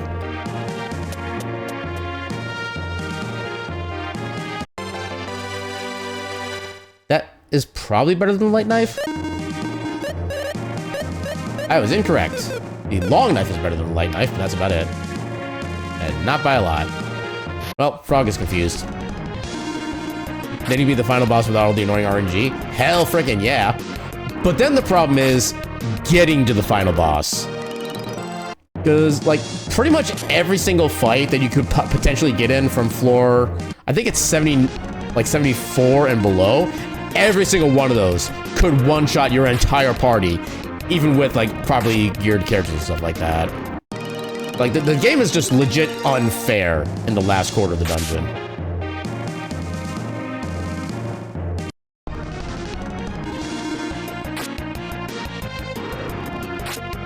Especially with, like, no really reliable means of healing outside of your own spells. And that's assuming you even find any healing spells, because you are not guaranteed to find healing in this dungeon. Literally, there is nothing guaranteed. The only thing that's close to a guarantee is having Providence appear somewhere after floor 20, and that's it.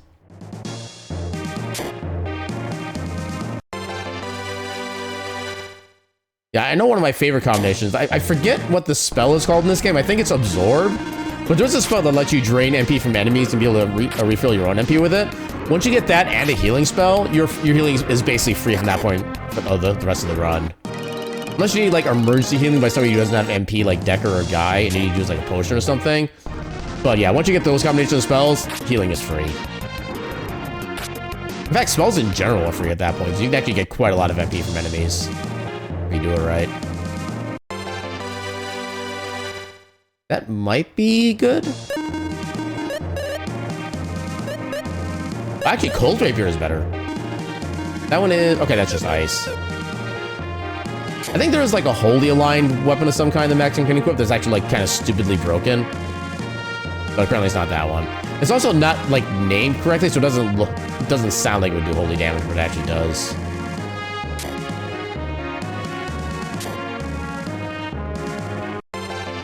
Oh, I found the stairs. Robe is also not useful to even, like, think about trying to equip with anybody. Oh, these are just to go together. Okay.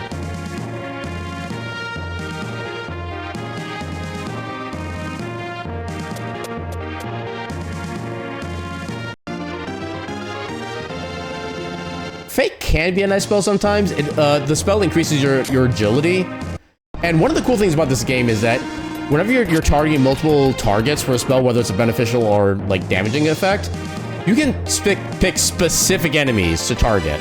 It's not just single target or all targets. You can actually pick, like, I want to target these two creatures, but not these other two creatures. And when you do, like, the stat altering spells, there's no reason not to target the entire party with it, because they actually get the full effect otherwise. Whereas normally with a damaging spell, the damage is split up amongst the targets that you designate. So if you're doing a spell that does like 300 damage and you target 3 creatures, they each take 100 damage. But if you're doing stat increases, it's a percentage increase on all the same characters, so... Yeah, you always want to do those multi-target.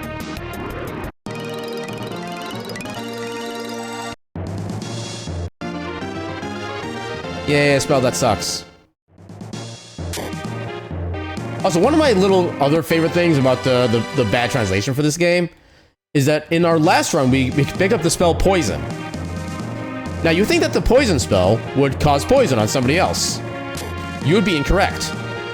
The Poison spell cures poison. You are welcome.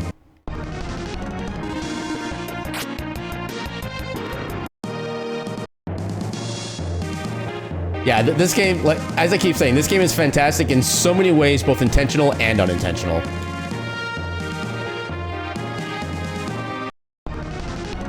That broke your brain for a moment. Yeah, welcome to anybody trying to understand this game when they're playing it for the very first time.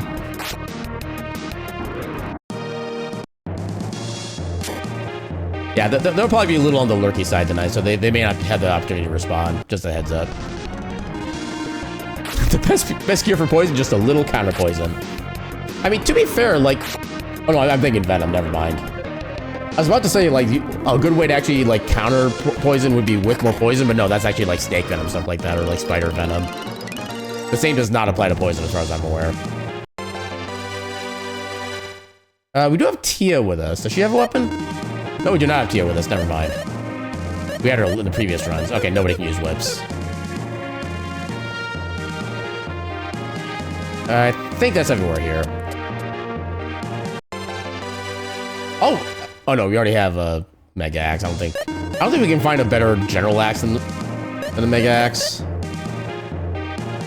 Yeah. If you want to counter ketchup, use beep.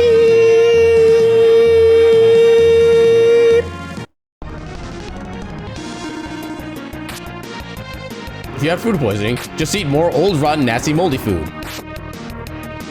Spoiler, do not do this. It'll make everything worse. Yeah, that way the two different sources of food poisoning will battle each other to death, and then they both die out. Then you get rid of food poisoning that way. It's basically just like matter and antimatter. That's how food poisoning works.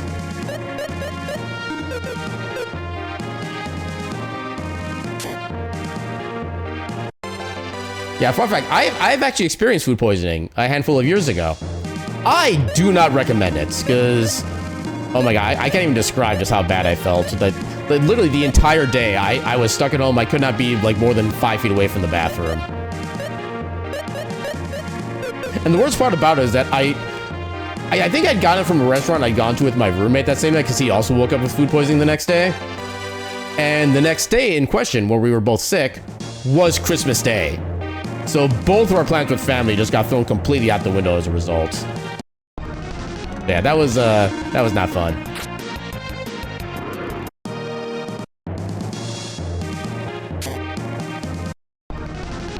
You couldn't just let me sneak attack you.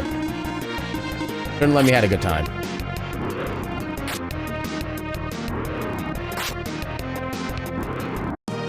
Yeah, if you gave me ketchup, would I give you some must-have hugs? I would give all the hugs. Assuming the other word is not mentioned. Okay, you're gonna chase me as soon as you get into view. Okay, where were the stairs? I think we've at least explored. Here we go. Oh, there's a mimic. Do not taunt the mimic. The mimic has been taunted. I think I'm regretting my decision of pathing.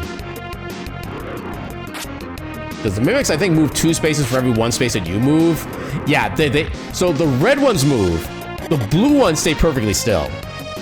They know how to actually be a chest and actually stay hidden.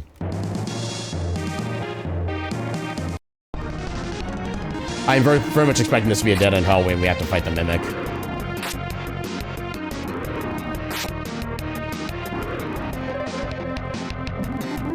Time to upgrade your sword to giant spear? I mean, technically, already has the spear. Okay, we gotta fight the thing. Alright. Oh, you wanna see the mimic in combat? Here you go. And of course, there's 4 of them. Thankfully, we have enough overpowered weapons at this point where they're not really that much of a trouble. The googly eyes, yeah. The googliest of eyes. Okay, I think he's actually healing charges at random, because Dector should have had the most HP, both percentage-wise and straight-up number-wise. Should have healed Lexus instead. Ooh, another cold rapier. Does anybody else need a weapon? I think it's just me, basically. Why did my ads manager break? Twitch, please. There we go. Twitch doing Twitch things.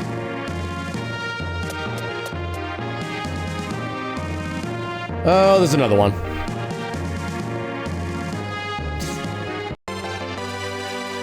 Okay, no, let's just give him what he's asking for. Or never mind, he can just get himself stuck on geometry.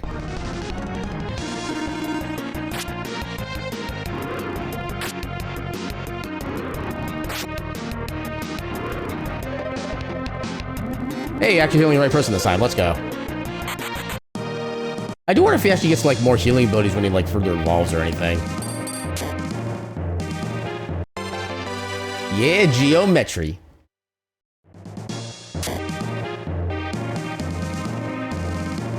Oh, okay, he's still aggroed. We might be able to avoid that Mimic fight, actually.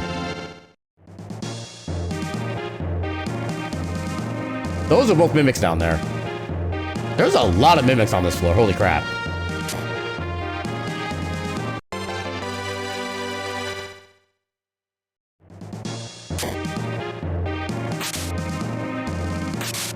Well, we have to fight the other one. I remembered a very specific number before.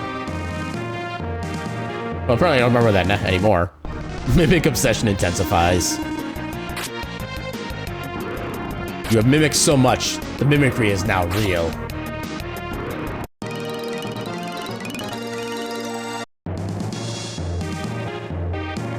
Yeah, like, good thing we have a lot of kind of OP gear for this section of the game.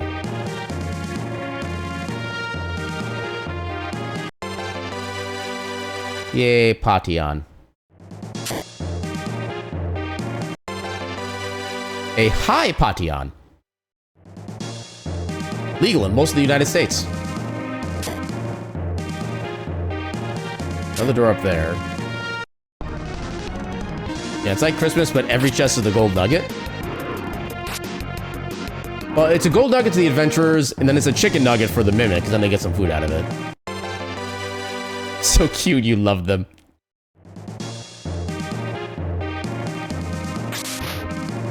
It's the googly eyes that gives them the cuteness.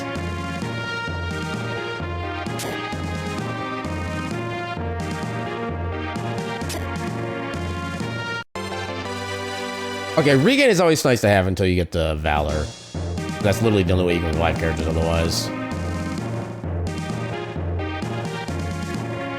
Oh, the Baps.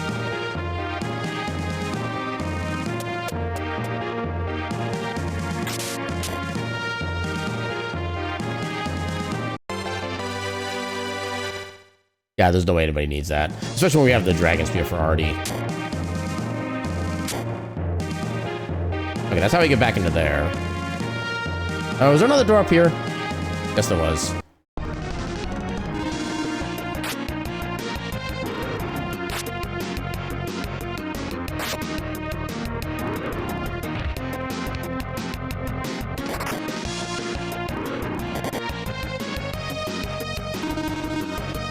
Newt. Well, she turned me into a newt. And newt. I got better. Oh, there's a revival spell. Newt, Newt.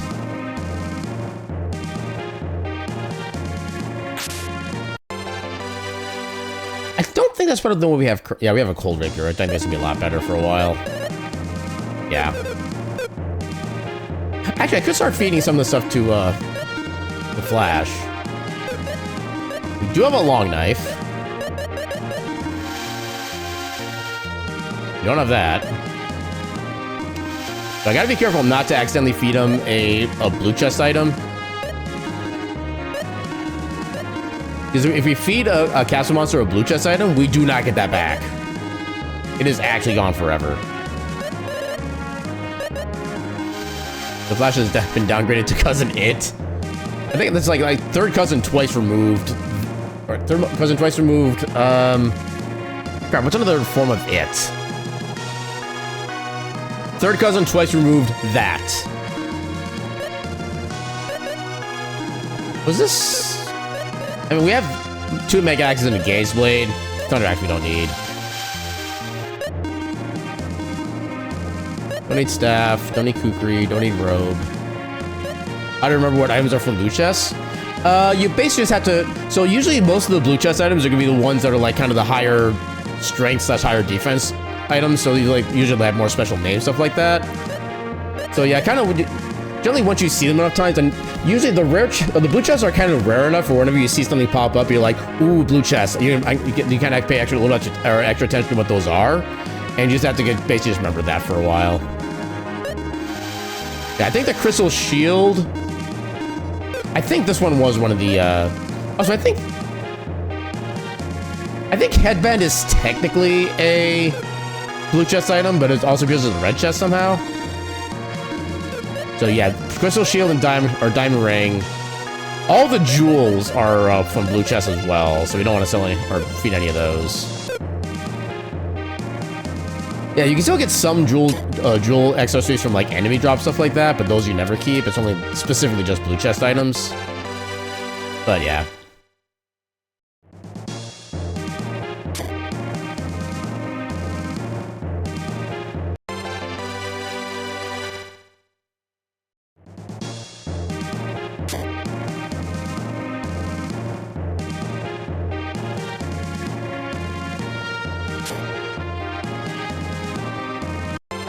Also, anytime you see those little, like, white-gray cube-looking things, you want to go for them as much as you can, because they're worth a lot of XP if you can take them out. Unfortunately, we have no attack spells, so we have to go strictly with physical. And they do have a very high physical defense. But I think with the weapons we have, we should be more than fine. Yeah, they have, like, 90% chance of escaping at any given turn. Yeah, get a couple free level ups for everybody. We did do a lot of damage to Decker, but Decker also has a lot of health, so we can kind of tank it. Anything over here? There's a couple things over... Oh, one thing over here. Lizard! Lizard! Lizard! Lizard!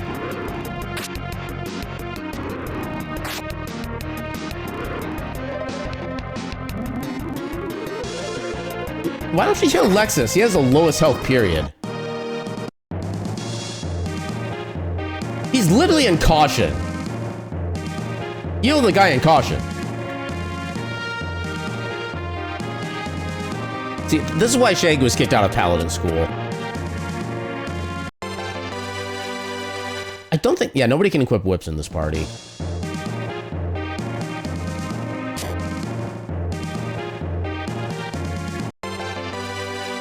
Oh, we're getting, like, nothing but whips now. Uh-oh. Oh, this ain't good. Okay, at least we have enough defense. We should be fine. Also, yeah, if an attack would also cause a status element, but it does no damage, it does not cause a status element. Oh my god, our Lex is about to die. Let's commence murder.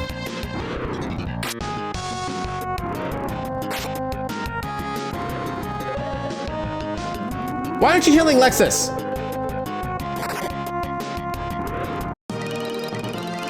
That monster is just a Lexus hater.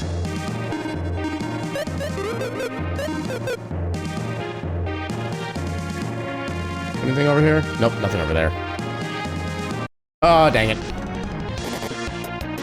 Let's commit mustard. Honestly, that phrasing is an acceptable use of the word mustard. Because it is a crime. Well, it would maybe heal if it wasn't dead. That's what they call a skill issue.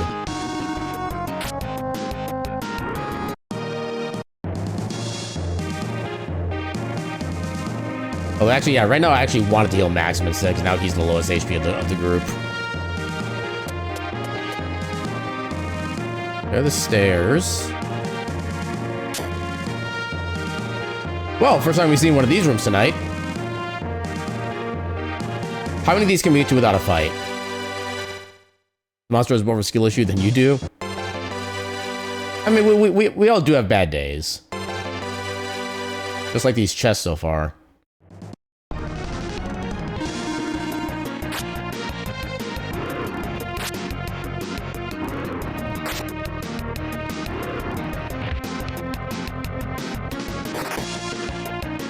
Chunk. Oh, there we go. Actually, I think that's like low to mid-tier armor. Yeah, it's not as useful as I want it to be, but it is better than nothing. Okay, that's actually really useful on a character like Decker. That's a healing of 50 HP for everybody. I don't think he has IP right now, though, because he's not really getting hit. Yeah, so in order to use any of the abilities that you get from equipment, you have to have your IP meter build up, which grows by you taking damage from enemies. And since we're not really taking damage, we're not able to really use those. I do wish I'd let you know how much IP you need to activate a certain item ability, but might as well empty that with no spots. I mean, that's basically what the cube enemies are in this game. Oh no, I guess they do have something inside them for the most part, the cores. Oh, we got a healing spell. Let's go.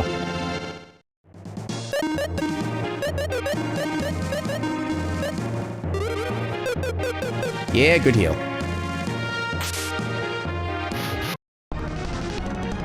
And now we just need to find Absorber. We'll be perfectly good to go.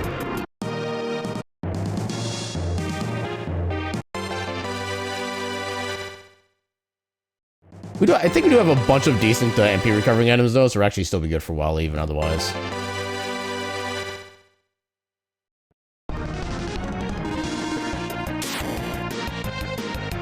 Okay, that could have been worse as far as damage goes, I think.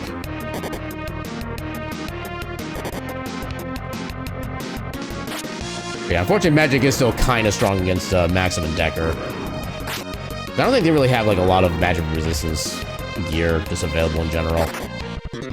And a 6 out of 10. Okay, now all the dice seem to be rolling pretty average.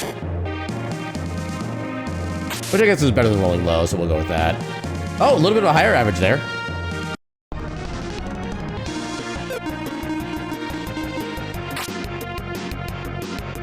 Okay, now we're getting back to high average again. Less I can go.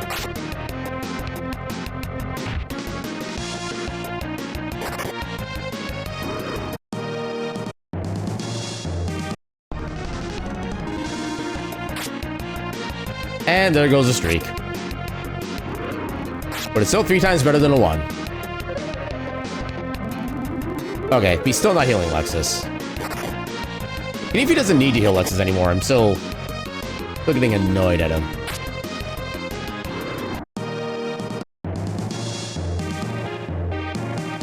Oh, there's nothing else in here. Okay.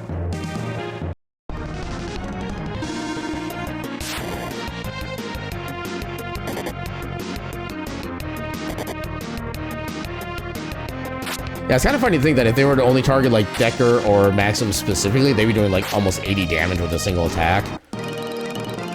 Which I think would... No, I don't think that would one-shot Maxim right now. Oh, it actually would one-shot Maxim. Let's make sure it doesn't have the chance to do that. Yeah, so recently when you did a roll command in a game, purely for fun, and got a 1 on a D, 99,999. Oh my god. See, that's for the time when you should be going out to buy lottery tickets. That way, you spent all of your bad luck, now you have only good luck left. Oh my god. That is the... Okay. That is by far the closest I've seen anybody get to a max roll on, like, the obscene die numbers. Holy crap.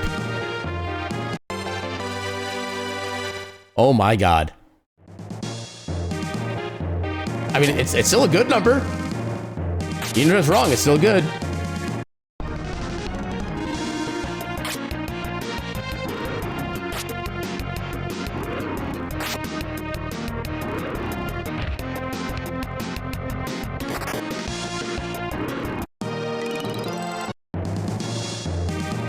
Unfortunately, that is slightly less impressive. But you got 3 of the same digit in there, so that's kind of cool.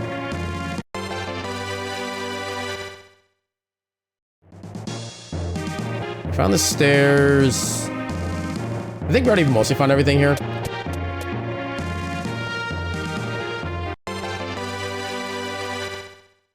Not helpful. Is there a doorway? There's no doorway. There's a chest. Another cold rapier. And nothing. And zombie fight.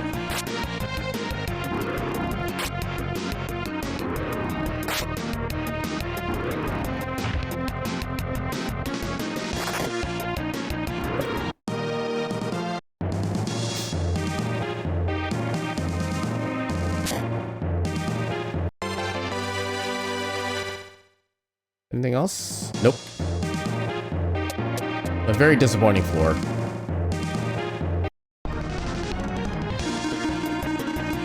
Remember, orcs, you did this to yourself.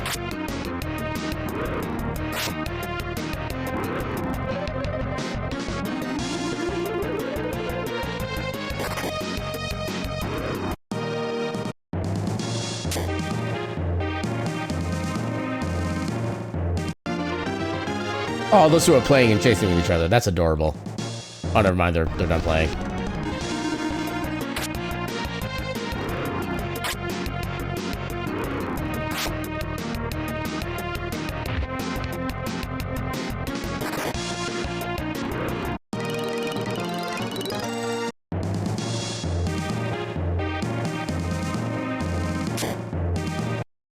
Oh god, more of these things.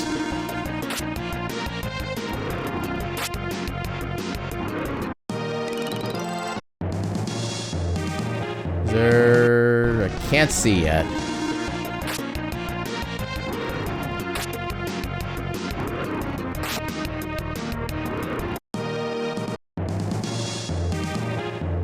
That long hallway, and there is absolutely nothing there. Alright, next floor. Immediate chest.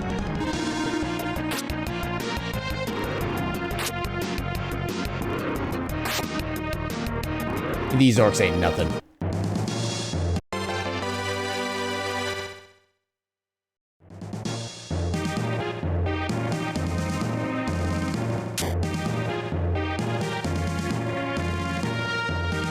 Big room and basically nothing.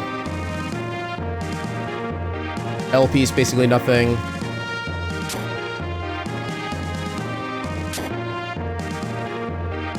This floor sucks. Is that where the... Okay, it's not where those stairs are.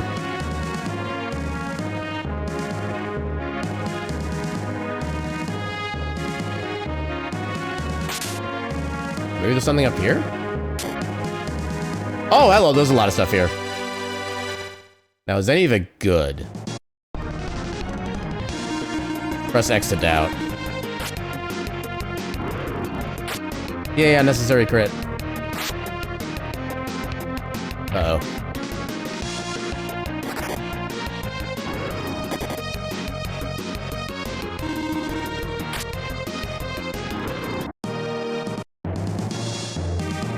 We have to fight this. It's like we forgot to distribute the chest and they're all in that one room. Honestly, yeah, I like that headcanon.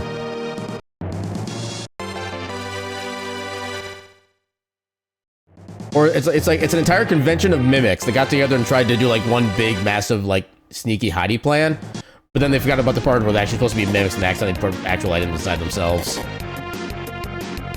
because they don't want to be embarrassed. They're just playing along as if they're actual chests for real.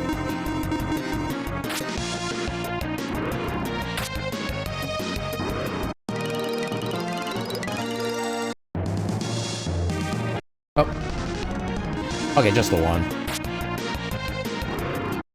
You mean it's a classic monster house? Although my brain is not immediately familiar with that particular use of that phrasing. Hey, welcome on in, Zeruvian. How you doing tonight?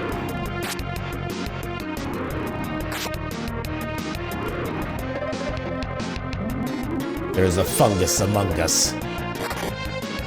Oh, damn, that was a lot of damage. That's a lot of damage. Yeah, unfortunately we have the water sphere, which can be like massively better than anything a plier can do.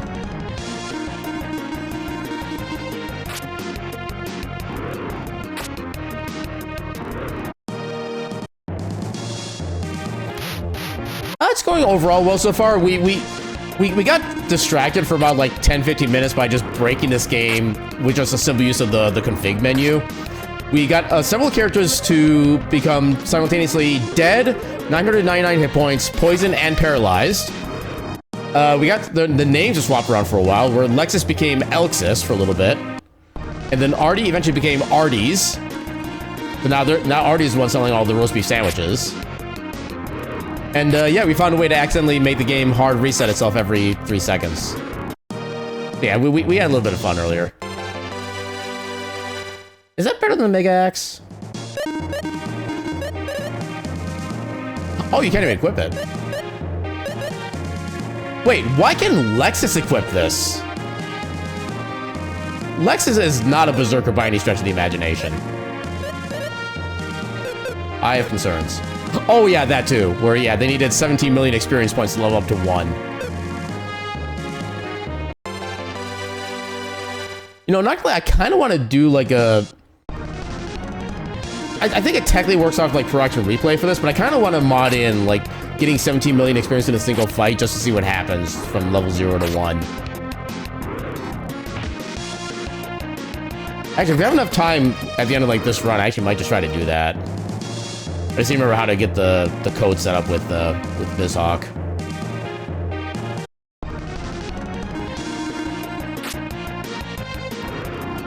'Cause I think I mostly remember what I did to get those the stat changes that way.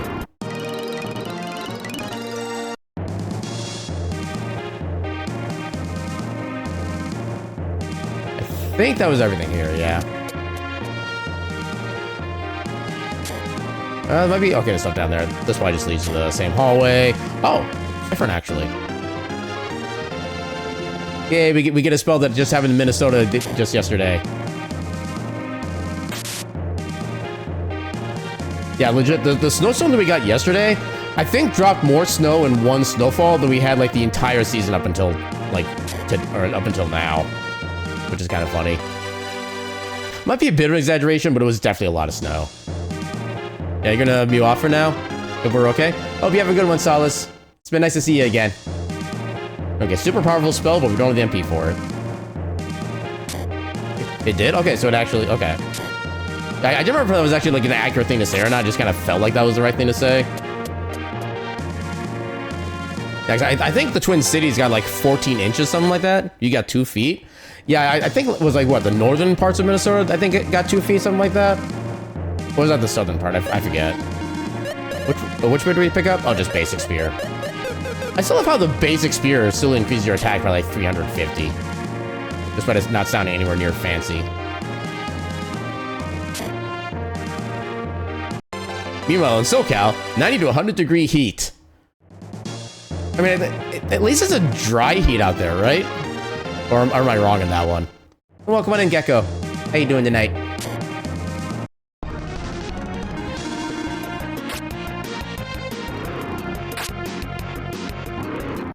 Yeah, so the kind of funny thing with the weather here as well is that literally, like, I think that's legit. Okay, yeah, the blue mimic chests are the ones that don't have the little white dots on them. So this is a legit blue chest. Water gauntlet. Who can equip that? Okay, you can equip a wood shield, so maybe why not? Oh, I already had one. Okay. And now we have 2 water gauntlets. And those are actually pretty good, so we'll take that. It is a dry heat, which is terrible for your nose. Fair enough on that one.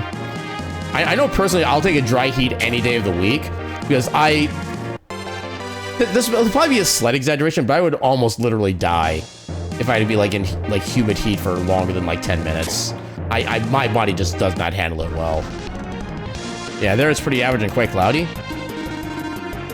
Yeah, I think our average for this time of year is usually around like 30 to 40 degrees Fahrenheit, stuff like that. But yeah, so a couple days ago, we were at like 54, I think, for high, something like that. Then yesterday it was 33. Today was 17. Tomorrow it's 40, and then we're going to be back to like lower 50s for the next week or so. It's like we're going to want to just one last hurrah before it went out. And fun fact, winter could still come back. I remember one year, we had like a really big snowstorm, even bigger than the one we had yesterday, like a handful of years ago, on a day that I went to do like a bowling thing with my dad. And he lives about like a 50-minute drive away from where I am, like without traffic or weather conditions and stuff like that. I remember on the trip home, I was basically just following a bunch of other cars to just kind of avoid having to go through like the bad part of the snow. I accidentally take an exit that I didn't want to take until I didn't realize it until it was like too late. So I'm just like, well, I guess I'm taking this exit. And it was basically going up a ramp up until you get to the stoplight. Eventually, we get up to the stoplight. Yeah, light is red. The light eventually turns green. The car in front of me takes like forever to actually get traction. So by the time they finally get onto the road, the light has turned red again. Okay, so now we're at the chance where we can find Providence. Ooh, do I want to equip that? Honestly, you know what? Yeah, we'll equip that. But yeah, so I finally get up to the light. Light turns green. I put my foot in the accelerator. Nothing happens. My wheels just spin and spin and spin, and I don't go anywhere. And I'm like, well, balls. Can anybody equip these? And so eventually, because I live in Minnesota, and I know what Minnesota's like, I always carry a shovel in my car. So I was able to at least kind of start digging myself out from like all the snow that had been accumulating. It took me like 20 minutes to get all of it properly cleared out too, because there was a lot of snow and it was still actively snowing. So 20 minutes of shoveling. I get back in my car, light's still red, so I'm like, okay, I'll wait, I should be good to go now. Before the light gets a chance to turn green, I look to my left. I notice there's a snowplow coming my way. and I realized, oh crap, there's a snow block coming my way. By the time it crosses through the intersection, like half the snow I dug out from the front of my car was put back in front of my car. So I had to get out again and then re-shovel that same snow back out of my way so I could actually get on my way again. Yeah, it was annoying. Yeah, there in Fahrenheit it's average about 37 to 50 this time of year. Yeah, it's kind of about the same for here for this time of year, I think. And like outside of the chance for snow, stuff like that, well, my only issue with snow is when you have to interact with it. As long as you don't have to interact with it, I'm actually perfectly fine with it. Can I do anything spell-wise? I could try Blizzard, see what that does. Because having a deadly sword gives us like an evil damage modifier, and I think these guys are immune to evil attacks. Oh, that's potentially not good. At least for your arm workout. That's like a free full body workout, honestly. Because you also need to use your legs in order to give yourself a proper, like, sturdy base. You're also kind of using, like, your torso to be able to help get the oomph up there to get the shovel lift up in the first place. Because it was heavy snow, too. Yeah, it's like, you spend that much time shoveling out snow, you're done with your workout for the week. Oh, we got a deadly arm. I forget if the deadly armor is ever worth it. I kind of doubt it. Somehow that's better than the Kemu armor. Nobody else can equip it, so it's probably not worth it. Now, you only lived in a snow state as a kid, so snow has always been amazing for you. You remember your parents weren't as pleased? Yeah, like I said, if you have to interact with snow, it is terrible. If you want to interact with snow or can avoid interacting with snow, it's perfect. But yeah, look at it again. Ad break coming up momentarily, so let me go ahead and turn on the BRB. Run a few minutes of ads, since we got nothing else going on for the next few minutes anyway.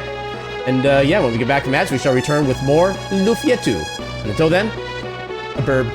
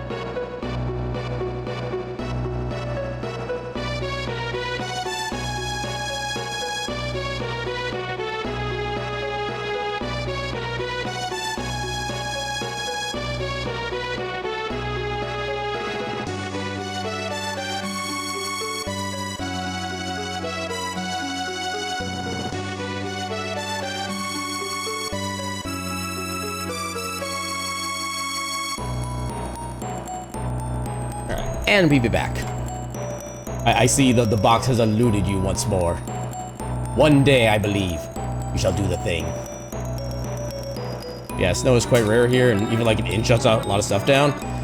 Yeah, I know like a lot of like the southern states in the US are that way as well. Or like, especially a place like Texas, if there's like even a dusting, places tend to kind of start shutting down. Mainly because not only are people just not sure how to really deal with it, the roads themselves are not physically built to be able to account for that kind of thing either. Yeah, a lot of people always make jokes about like people in those states not knowing how to deal with snow, and it's like because they never needed to. It's like I get a little bit of poking fun, but some people kind of take it a little bit too far sometimes. Sneck. It was formerly a steck. Now it is a sneckant. Oh, we found our Providence. Aaron's had 2 tanky boxes do no damage. Sneaky snack. Sneaky snacky snack.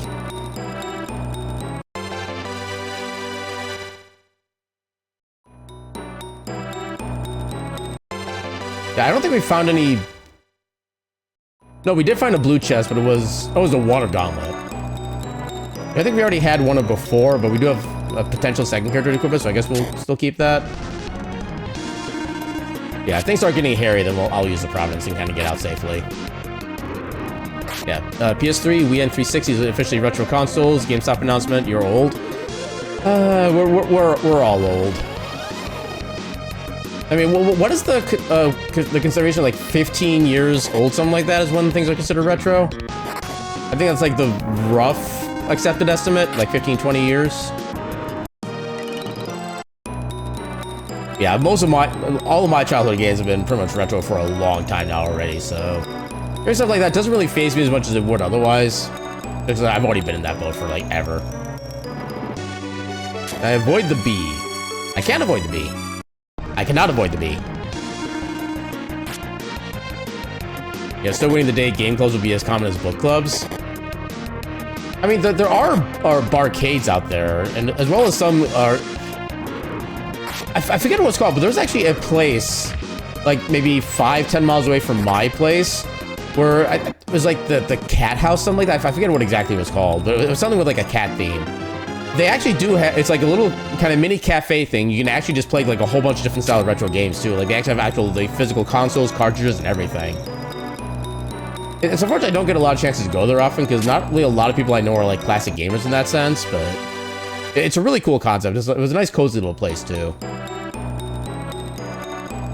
You just last retro was like 2000 and before. Well, I think another thing when it comes to like GameStop making declarations on retro stuff is that I know GameStop only carries the current generation and the one generation prior.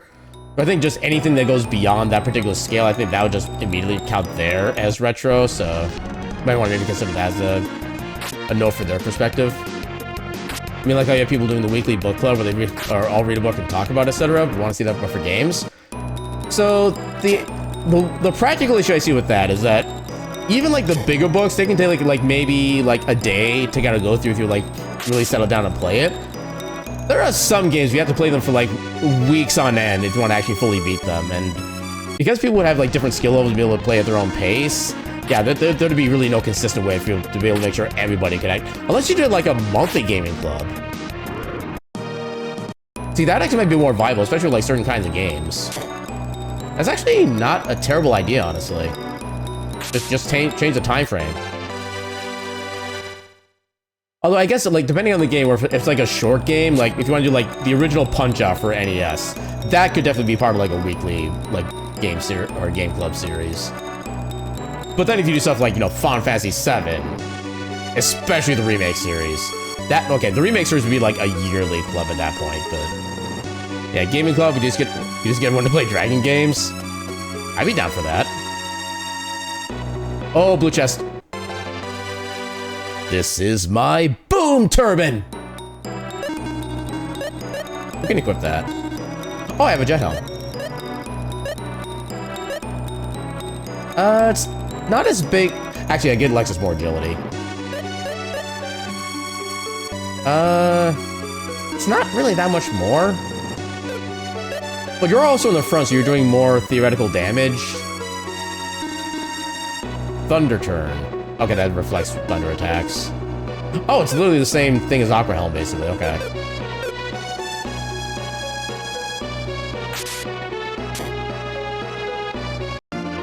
Okay, so here's my question, Cameron. Do board games and card games also count for that? Or are we just talking strictly video games?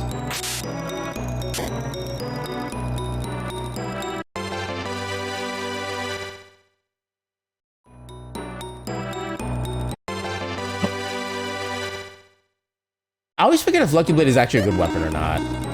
Oh, right, we're cursed, so we actually can't unequip. It's the same damage as a deadly sword? Okay, never mind. That weapon apparently sucks. I did see a door down there. Did we just pick that up? That's wrong. We already picked that spell up. Also, I should probably do some healing since I think we do have Stronger available. Oh, that's not what I want to do.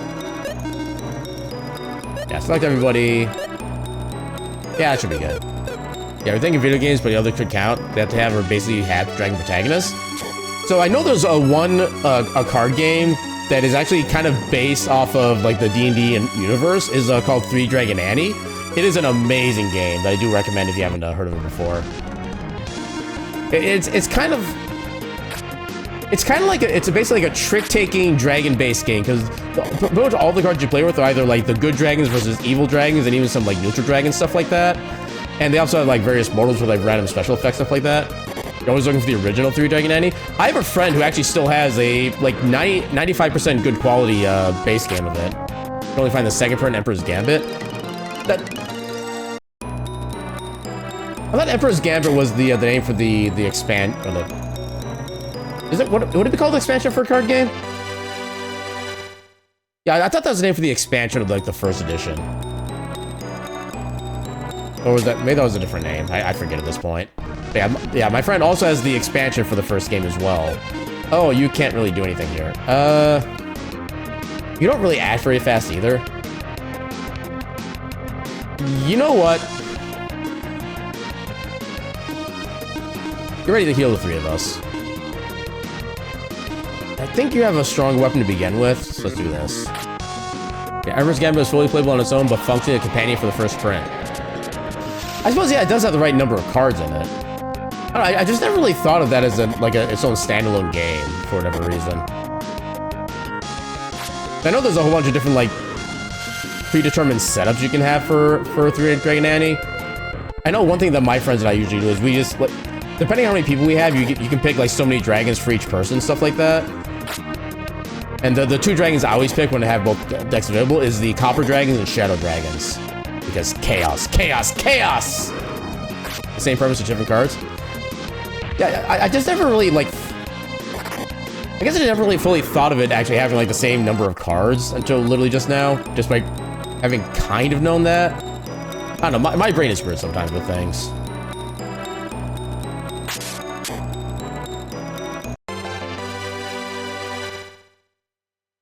But yeah, 3 Dragon Annie is a fantastic game. For a while, I actually kind of I started to really dislike the game at one point because I could just never figure out how to actually like make anything even work. And then one day I just realized to just embrace the chaos. And since wow, nobody can equip this. Once I learned to embrace the chaos, I started having a lot more fun with that game, which is kind of how like my use of the Shadow and Copper Dragons come into play. Yeah, for those who aren't aware, the Copper and Shadow Dragons basically let you, when you play those cards, you can actually basically play a different card instead at random, either from the top of the deck or from another player's hand. It's a good way to just cause like absolute chaos and accidentally go into like a winning play. In fact, I remember like the very last game I played before I moved down to Texas a whole bunch of years ago, I actually played 2 games of 3 Dragon Annie at the same time. But it was with 2 completely separate groups as well. I'm not gonna be able to do anything in this fight, but oh well. And yeah, it was one of those where I didn't... Apparently, I won one of the games. I have no memory of this, but apparently I won one of the 2 games I was playing in. But yeah, it was definitely kind of an interesting and fun experience to play 2 different games at once and try and keep track of everything. Alright, so still stuff to explore here. Destroy the fire chicken. Isn't there? Wait, what's the fire chicken Pokemon? I know there's one of those. Can't think of what it's called. Oh, we got a flame fruit. Not that we'll be using it, but. Okay, so what can I give you here? Yeah, we don't need any of the whips.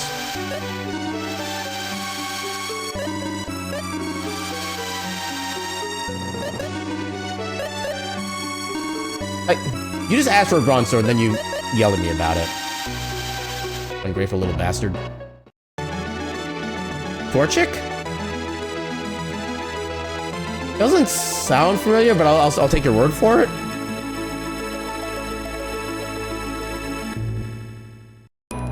Okay, so do you... oh, wait, the ability changed. I thought they still kept their original abilities. Apparently not. Yeah, I didn't know D&D had their own card game as a separate game. Yeah, I don't know if... So I think Three Dragon Ending was just like a lore thing that was in D&D for a while. It wasn't really anything like officially written down until somebody just like made it back in... What was it, like... Oh god, that was like 20 years ago about now that I think about it. That was before we moved down to Texas, and that was also almost like 20 years. I'm old! Tribe Sprite rivals 7-Up. You're not wrong. Yeah, hopefully the Sprite is more useful at being useful at this point. Yeah, I think we've explored everything here already. Blaziken, that's what it was. I didn't realize I had a pre or prior form for it. I thought it was just like the big version, that was it. Of course.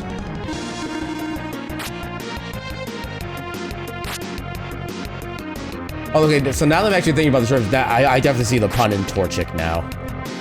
Like Torch Chicken. Yeah. Now everything makes sense to me. How dare! The first combat is a sprite, they're done the first round. It's a third stage, wow. Well, was that one of like the starter Pokemon from like the stage 1, or is that just like a random like 3-stage evolution Pokemon? It is a starter, okay. I have no memory or knowledge of it being like anything but the Blaziken version. Then again, the only Pokemon games I've ever actually played myself were the Gen 1 and Legends Arceus. Anything other than that, I have not touched. Removing Sapphire, whichever gen that was. I wouldn't know. I'm gonna guess that's Gen 5? But I have no concrete knowledge to actually base that thought off of. Blaziken, the Colonel Sanders choice of Pokemon. No, legit, I could actually see that being the actual, like, mascot for KFC. Only Gen 3? Okay. That was later for some reason. You're on the Game Boy Advance? Yeah, I've had so very few games, even like that I've owned for the Game Boy consoles. Like, I'm pretty sure I've owned more original Game Boy games than I have Game Boy Advance and DS combined. Dog. Dog. I must now pet the dog aggressively. Uh-oh. I don't want to pet more dogs. He's at full health! Why is our healer useless? Hope you've been well. You're personally doing? You're doing the thing? Good job on doing the thing. Including the hydrating thing.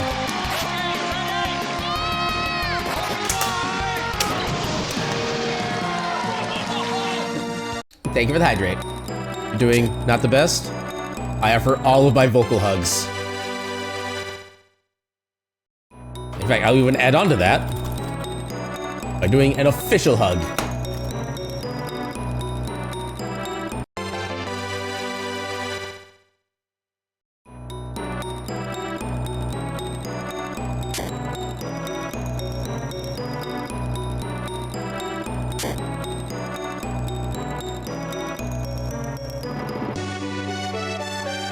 Try to avoid that fight. I think I have a stairs over here. You sent me a message about it, you don't want to go over in Twitch chat? Fair enough, yeah. I'll check it out after stream.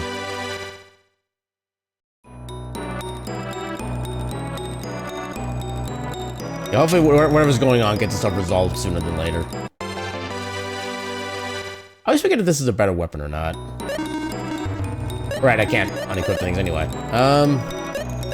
Wait, we already had that? Why is it in the middle of our list? That's not how that's supposed to work. Gonna head out for the night, have fun. Have a good night, Caltrix. May your rest be super restful and peaceful and fully recharging.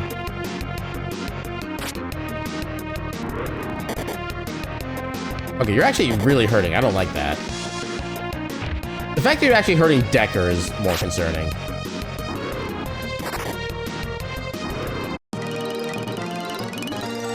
I'm just gonna use a potion on him instead. Or actually, high potion. I think this gives about 80. A little over 80, yeah. That should be fine for now. Think you're also gonna head out? Have a good night, Kansas. And thanks for stopping by.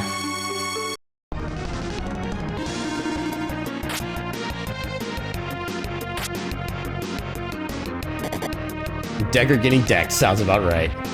Yeah.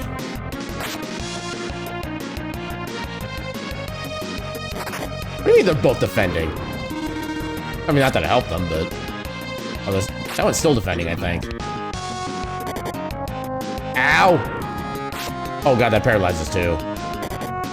And one thing that's annoying in this game is that paralysis actually stays in between encounters. So unless he breaks out of it on his own, he's gonna be stuck like that. Don't worry, Aaron. I'll never leave. Never. Oh, we're so close to being at a fun number to... I just want to get 2 more experience for everybody. Just 2 more, that's all I asked for. Alright. Oh no, it actually did go away, never mind. Okay, you're actually running low on MP, so let's go ahead and... High magic. Then... Yeah, just the 3 of us.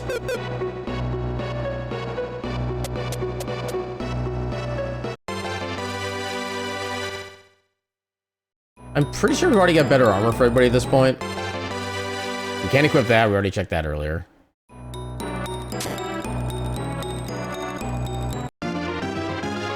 Yay, a spell that I don't need.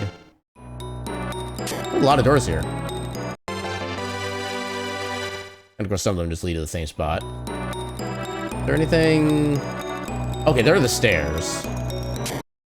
Well, that Medusa was excited to fight us.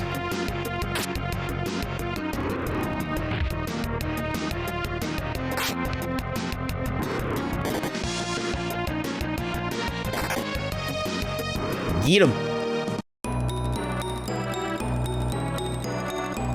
That's a mimic. I ain't falling for it.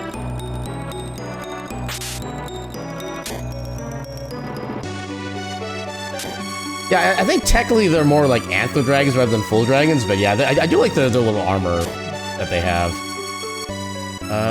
Okay. Do not go that way. Yeah, I think this way was the way the stairs is... Or anyway. Dogs everywhere. That was not the way to the... Okay. Hold on.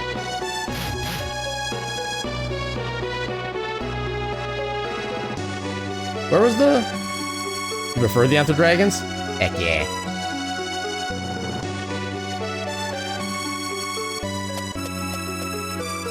Yeah, I'll admit, I leaned more toward just like Anthro versions of creature resistant kind of in general, rather than like the... I feel like this isn't always the right term, but I guess like the quote-unquote feral version of them, or maybe quadrupedal, maybe the right phrasing. Oh, they're still trying to get me, but I'm smarter than them.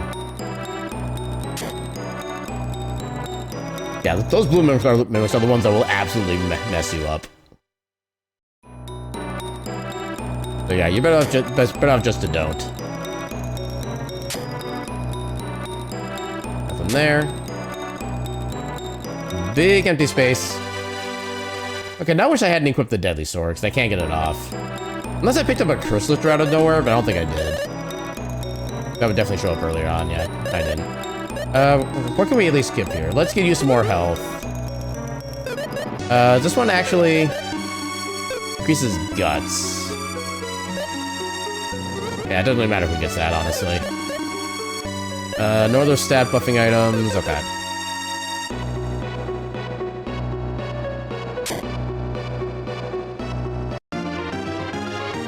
Can I get absorb, please? That'd be a spell I'd actually want. Oh, I probably should have gotten rid of the ones in the middle first. They're the ones that do like the full party attack for a bunch of damage. Okay, they didn't this time. Oh, yeah, now... Okay.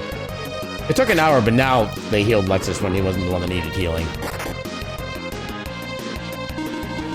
Just because he's already, like, super wounded. That was a bad idea. I should have just... Okay, there we go. Yep, there's the big attack. At least most people have their IP bars pretty well filled. Might be useful for later on. Okay, so back down here. Where were the stairs?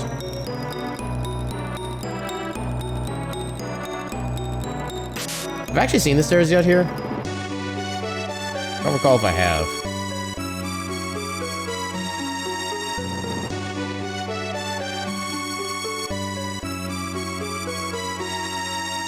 Oh, there's another treasure over here. Okay, there's the stairs.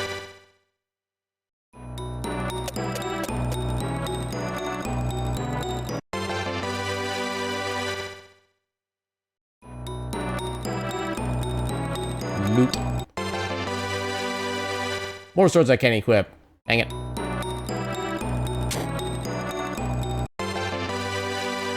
Okay, that one I don't care about.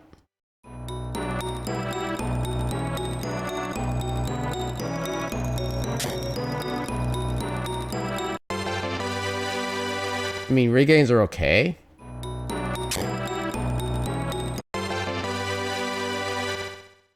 And can I get something useful, please? I mean, I know the answer is going to be no, but... Okay, I think that is actually a pretty good axe, but I don't think it's better than what we have currently.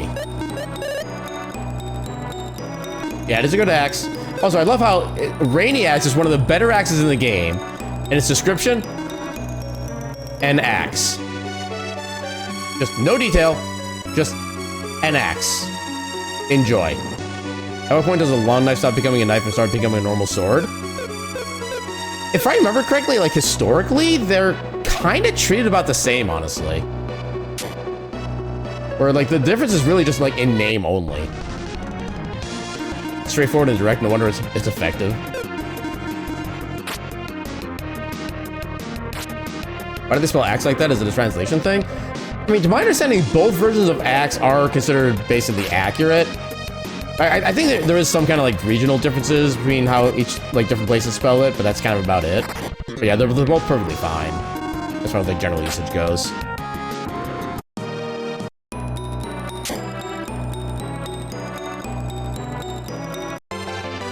Yeah, there was another doorway we could have gone down, but that requires a blue mimic fight, and I do not want to do that fight.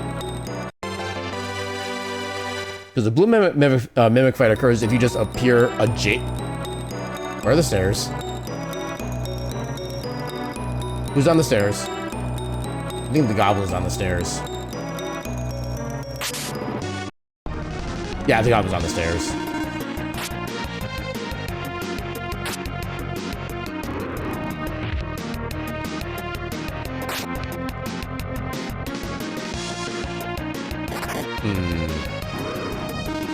Yeah, the enemies do that sometimes, and it's particularly annoying. I've even seen one case where a blue mimic was on top of a stair. I'm pretty sure I Providence right then and there when I saw it. You son of a... At least it's only one of you. Okay, at least this enemy has a cool name. It's a lunar bear. Okay, at least I already did need healing. Ow. Yeah, now we're starting to get to the point where our OP equipment is no longer OP. It's almost not even P.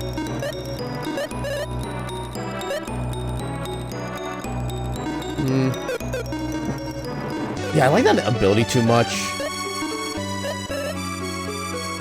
How do I have no armor for you whatsoever? I mean, I understand Lexus not having armor, but how do I not have anything for Artie? Nobody can equip that. You can equip that, but you don't really need it. Yeah, Artie's agility is just literally insane in this game. Nobody can equip that. Yeah, just... Okay. Yeah, 2 of our characters don't even have armor.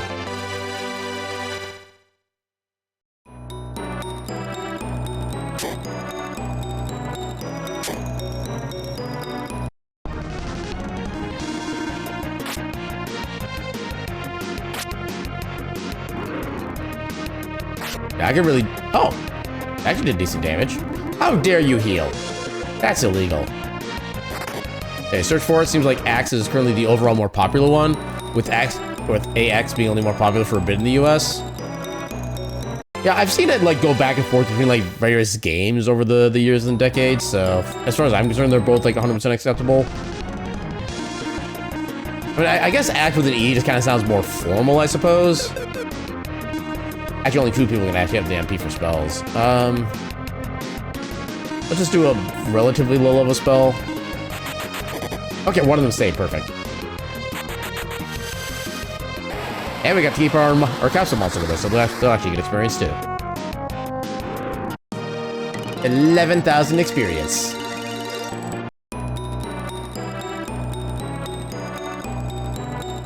Okay, so there's a doorway here.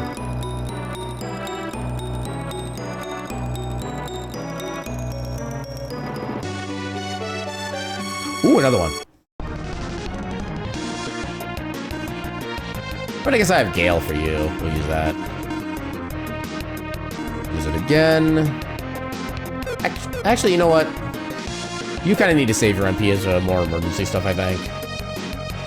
Actually, no, I want to keep Lexus as the main spellcaster for like healing, stuff like that, so... Hey, got another one to stay. Okay, you're not as important to have stayed, but we'll still take you. Wow, even the spell did no damage. I didn't know that could even do that. Yeah, have you never seen AX except in games sometimes? I feel like there's like some company's brand I've seen with an AX in it instead of AXE, but I don't remember which one that would have been. You know, I think that was like a long time ago too. I guess I could do a thing of this real quick. There we go. Beautiful. Super Driver. Yeah, I don't think any of Lexus's normal weapons are going to be better than the Water Spear. Yeah, no. Yeah, axe seems to be mainly an American thing. Apparently we like shortening words in general. Yeah, that tracks. Americans just like to do their own thing with language. Yeah, sneak attack, let's go.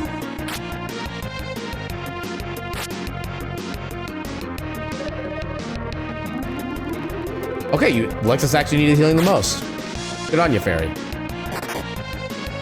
You guys have a lot of health. Ooh, good crit. Yeah. Okay, get away. Okay, nothing in there. Got 2 doors. The Royal Whip. Nothing there. I'll come back to you.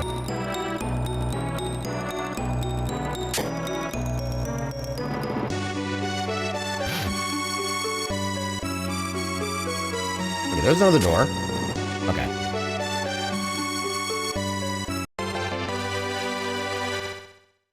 Maybe somebody can equip that? Okay, only Artie, which, no, honestly, he needs it. Ooh. Oh, wait, restores HP by... I think that's 50% of their normal health, isn't it? I think that's supposed to be. Yeah, there's a lot of, like, typos. Really, on both sides, there's the plant? Yeah, there's a lot of, like, descriptions for spells and equipment and whatnot that are not exactly accurate or even, like, helpful. You just have to kind of just get used to it. I forgot you attacked multiple times. That's second rude.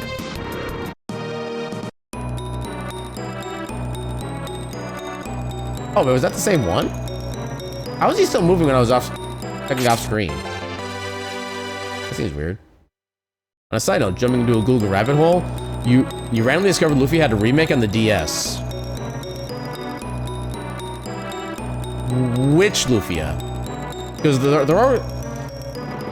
So I know there's at least 3 main series games. There's Lufia and the Fortress of Doom, which was the, I think, the NES version.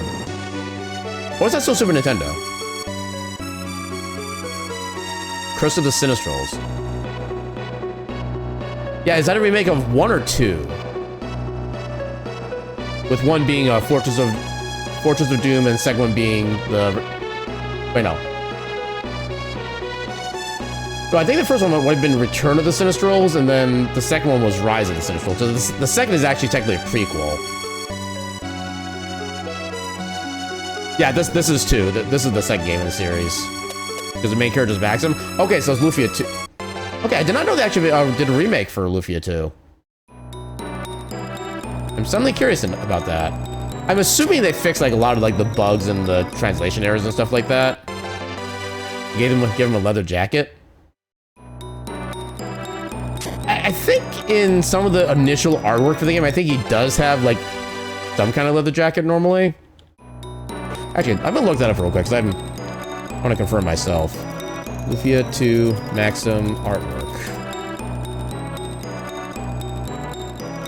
Okay, so I guess the original art, yeah, it didn't have any leather jacket. Why does he?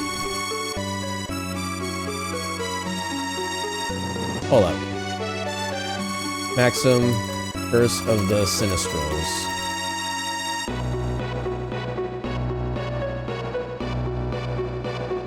Elsid, Knack for Battle. Why? I mean, I guess that was kind of maybe the aesthetic at the time the game came out, maybe? Pedag's the main character of Rise of the Sinistrals, as well as this remake, Curse of the Sinistrals. When did this come out? 2010. That's a lot more recently than I thought it was. Unlike the previous Lufia games, this is an action RPG game similar to Legend of Zelda. I mean, I guess remake is a very appropriate thing, because that changes the entire, like, gameplay style. Wait, grid system. Which allows you to customize stat boosts to your character as well as other unique abilities. Oh, is that like the job system from Final Fantasy XII? When placed on the grid, these blocks combine to increase the level of the block up to a maximum of 4 levels. Huh. I need to look more into that later on, because I'm kind of intrigued by that. Okay, yeah, I've done that a couple times. I know what that's like. Yeah, I'm just kind of like reading off the page to myself and kind of realizing just how different a game Curse of the Sinistrals is compared to the actual original game. So apparently Curse of the Sinistrals, according to the Wikipedia page I read, was an action RPG. And it gets rid of like the turn-based combat entirely. I'm just like, wait, what? Why?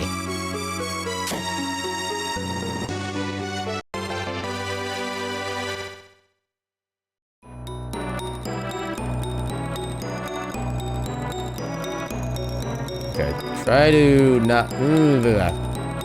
Okay. What the... Heck you. He also did some redesign of the characters. I can already see that with Maxim. I didn't look anybody else up, but... I wonder if the story is actually still the same at that point. Basically, Strangers of Paradise. Well, Strangers of Paradise was still a prequel to the original Final Fantasy, not a remake of it. So that is... It's still a different kind of concept. Trying to get behind this thing as a opal defense against the Tengu. Yeah, I remember playing the demo for Strangers of Paradise. I did not enjoy the Dark Souls aspect of it, where it's like Dark Souls level reflexes and like game skill needed. It's the same, like the temporary potion system each time. It's just like, I did not enjoy it.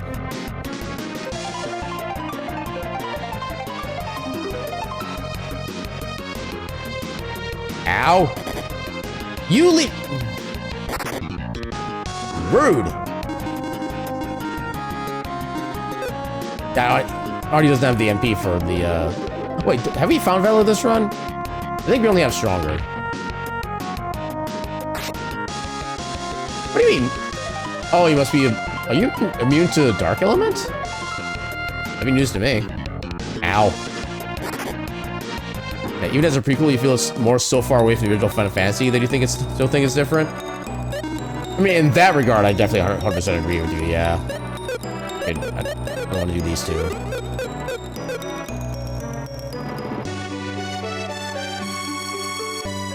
I think... Well, I guess we're in this fight.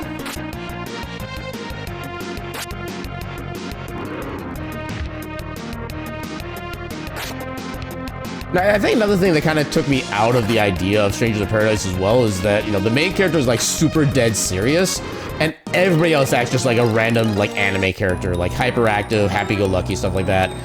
And maybe they're meant to be like contrasting personalities. Oh god, we have to. Oh god, we're required to do two of these ninja fights. You know what? Let's not. Let's just keep what we have. We'll just do this. Okay, so let me go ahead and well, the thing is, I couldn't figure out how to make it work for... Actually, we need an entire party for this. Okay, I want to try to do something, try to do some more shenanigans from what we did earlier. Let's do a save on proper characters.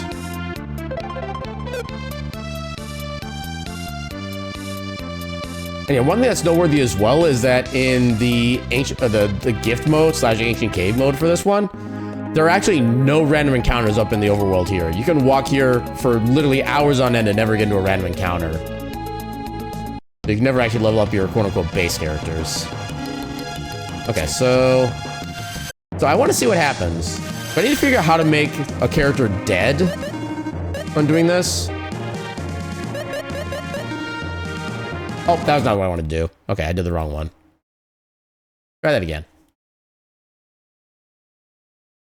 So apparently if you go left and try to leave the menu at all, then everything like starts endlessly resetting.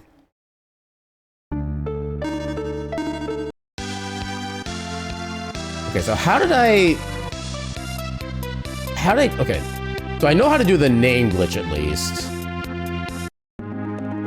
Actually, I think it was basically the same thing to get the, oh, I didn't mean to talk to you.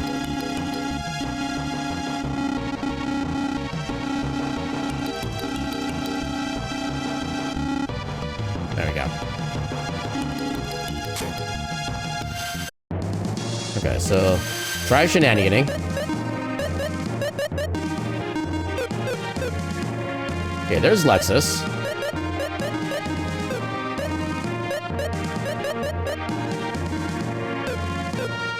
There's Artie.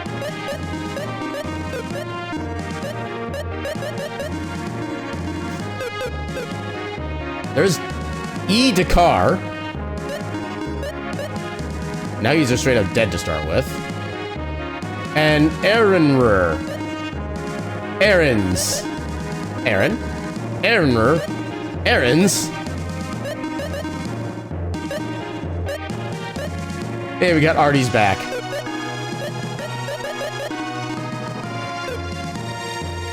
Okay, I can't figure out how to do the stat thing for Yarn.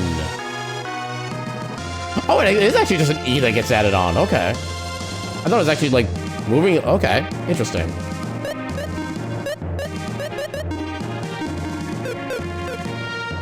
Okay, how do I make that work on you? I can make it work on everybody else, but I can't make it work on you. Also, yeah, you're supposed to be dead right now, but you're not.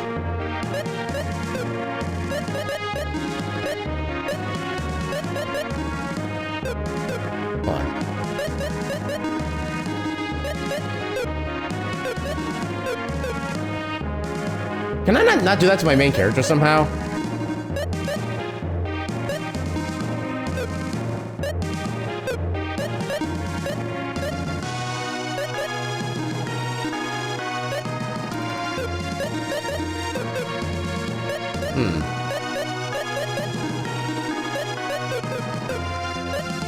Okay, I'm really annoyed I can't do that to my main character.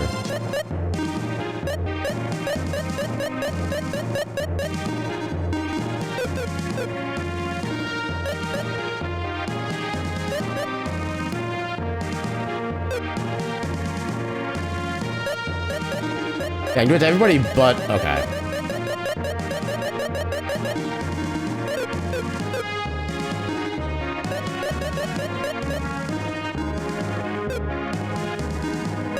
Yeah, okay, so I do it to everybody but Aaron. Which I don't get how that works, but okay. Alright, let's just give everybody a weapon. Except for... Apparently I'm not worthy of having weapons. Okay, so what I wanted to do... Okay, so I wanted to do the... Okay, so... We need to do individual battles at a time so I can make these do what I need them to do. Okay, so I need to go Tools... RAM Search... Oh god, what is it doing? Why is it doing that? What if I do RAM... Actually, I could probably just do a search, actually. Hold up. Lufia to PAR... Actually, Pro Action, Replay, Infinite, or Max XP.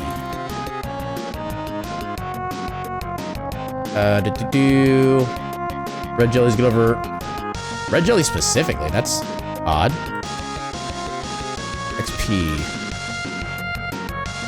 Okay, so I would need this code.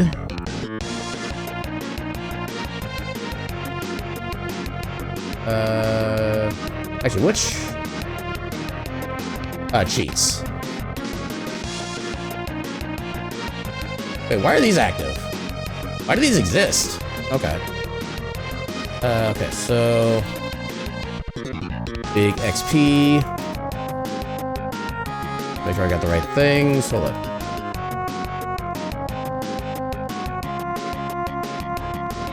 Why is that only one line? Well, we'll find out, I guess. Add... How do I make sure that's actually active?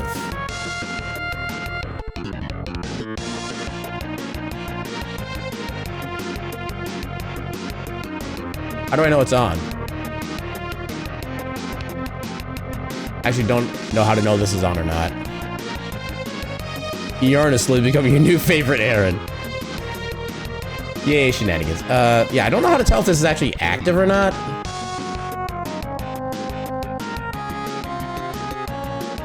Oh no, it shows none active currently. There we go, now it's active, okay. So let's see, ow. Okay, what happens if we get like a bajillion XP in a single fight?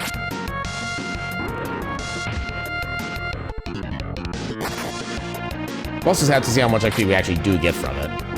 Yeah, supposedly this gets you from level 0 to 99 immediately. Oh, that was a lot of poison. Wait.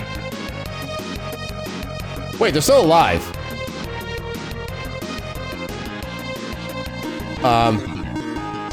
And they still have 999 HP.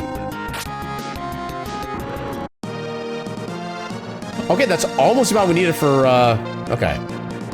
So, Elixir first. Oh, does it actually just get stuck at that value? That should be a lot less than that. Okay, Dakar, because he's dead, actually didn't get any experience. So it didn't actually change anything. Although now you have to wait for all the level ups for Yarn.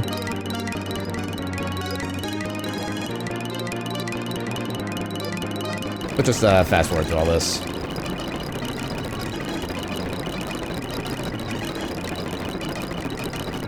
That's more than 2 to the 24th? Yay, math. Oh, right, our capsule monster is also gonna get a bunch of level ups, too. Forgot about that. There we go.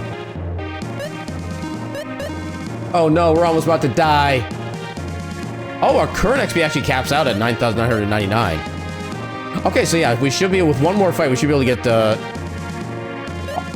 Oh, actually, okay, we can get Elixir and Artie to the next level after the next fight, I think. So, next, actually, okay. That's on the off chance we got a Naira's treasure or something. Alright. So one more fight.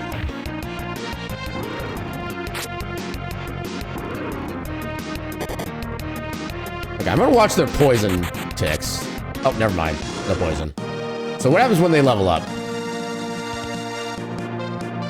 Okay, it was the 60 million before, but because we got basically 10 million XP from that fight. Oh. Okay, they literally cannot level up, even with all the experience. Okay. Yeah, they're actually just straight up... yeah, they literally can... Okay. So because they're capped at 9.999 or 9,999,999 experience, they cannot level. But at the same time, they still seem to have largely infinite health. Hold on, what if we just defend with everybody?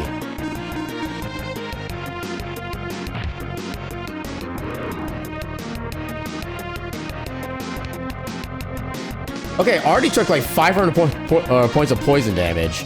His health bar has not changed, but Lexus's is like reset.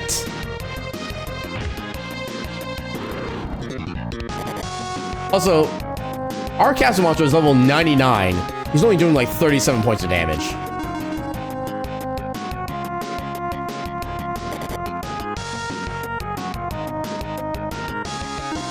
Wait, the numbers keep changing.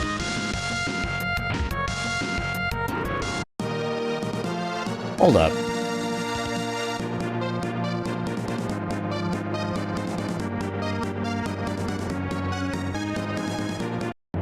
Okay, can I turn the Castle Monster off? I can at least change it to somebody who's like not as strong. I'll do that. The XP is level 0 to level 1 is 2 to 24th plus 10. I feel like that does track. Okay, so... yeah, I don't think I really need to change any equipment or anything like that. I just want to see like how much the difference the hit points go with all the poison. Because if I remember, right, poison does not go away on its own. You have to actually manually cure it. Okay, he ran away, so that's good. Yeah, the numbers keep changing. Let's reduce it down to one person or one enemy so we don't have to wait for all the turns.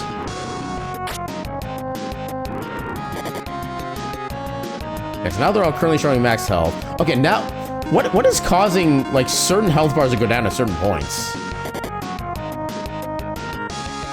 And the amount of damage they keep taking is also changing, when it's supposed to be, I think, just a percentage of your max health. How is this working as little as it is?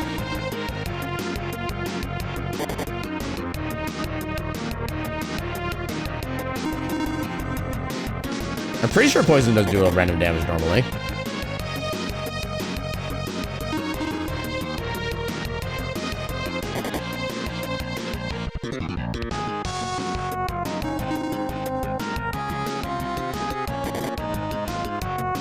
Okay, yeah, I think they just have straight up infinite HP. That or it's like 65,535 HP and it's just gonna take a while for it to actually whittle down. You know what, actually? I want to see if they eventually do actually, like, lose health. I'm not gonna do this for too long, I just want to see what happens. 157 and 200. Okay, they're taking less poison. No, never mind. They're starting to take more again. How did Lex only take 41 poison damage there? Wait, is... actually, hold up. Maybe a better way to test. We can attack our own party members.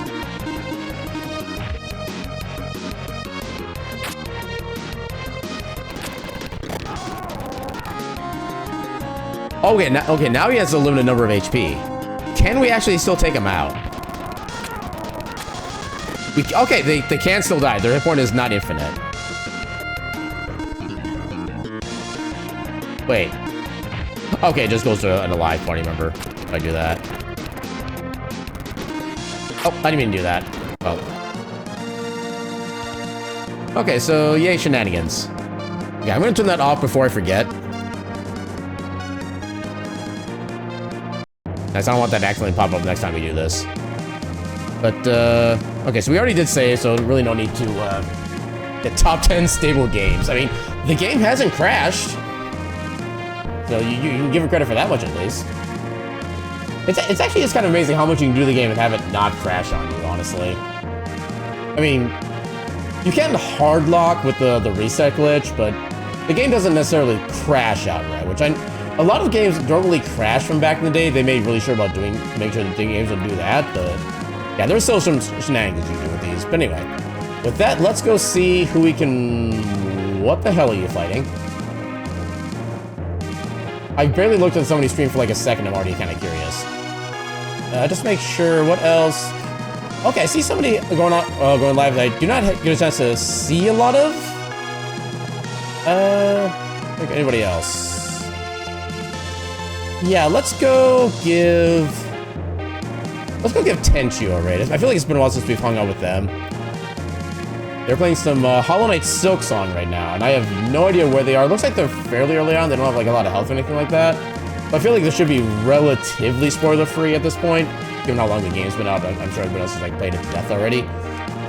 But yeah, let's go give them a heckin' raid. This channel is intended for mature audiences. And yeah, thank you all so much for stopping by and hanging out and kind of enjoy, like, just watching however broken everything can get just by a few simple inputs. It's actually kind of amazing. But yeah, let's go say hi to Tenchio. Raid message.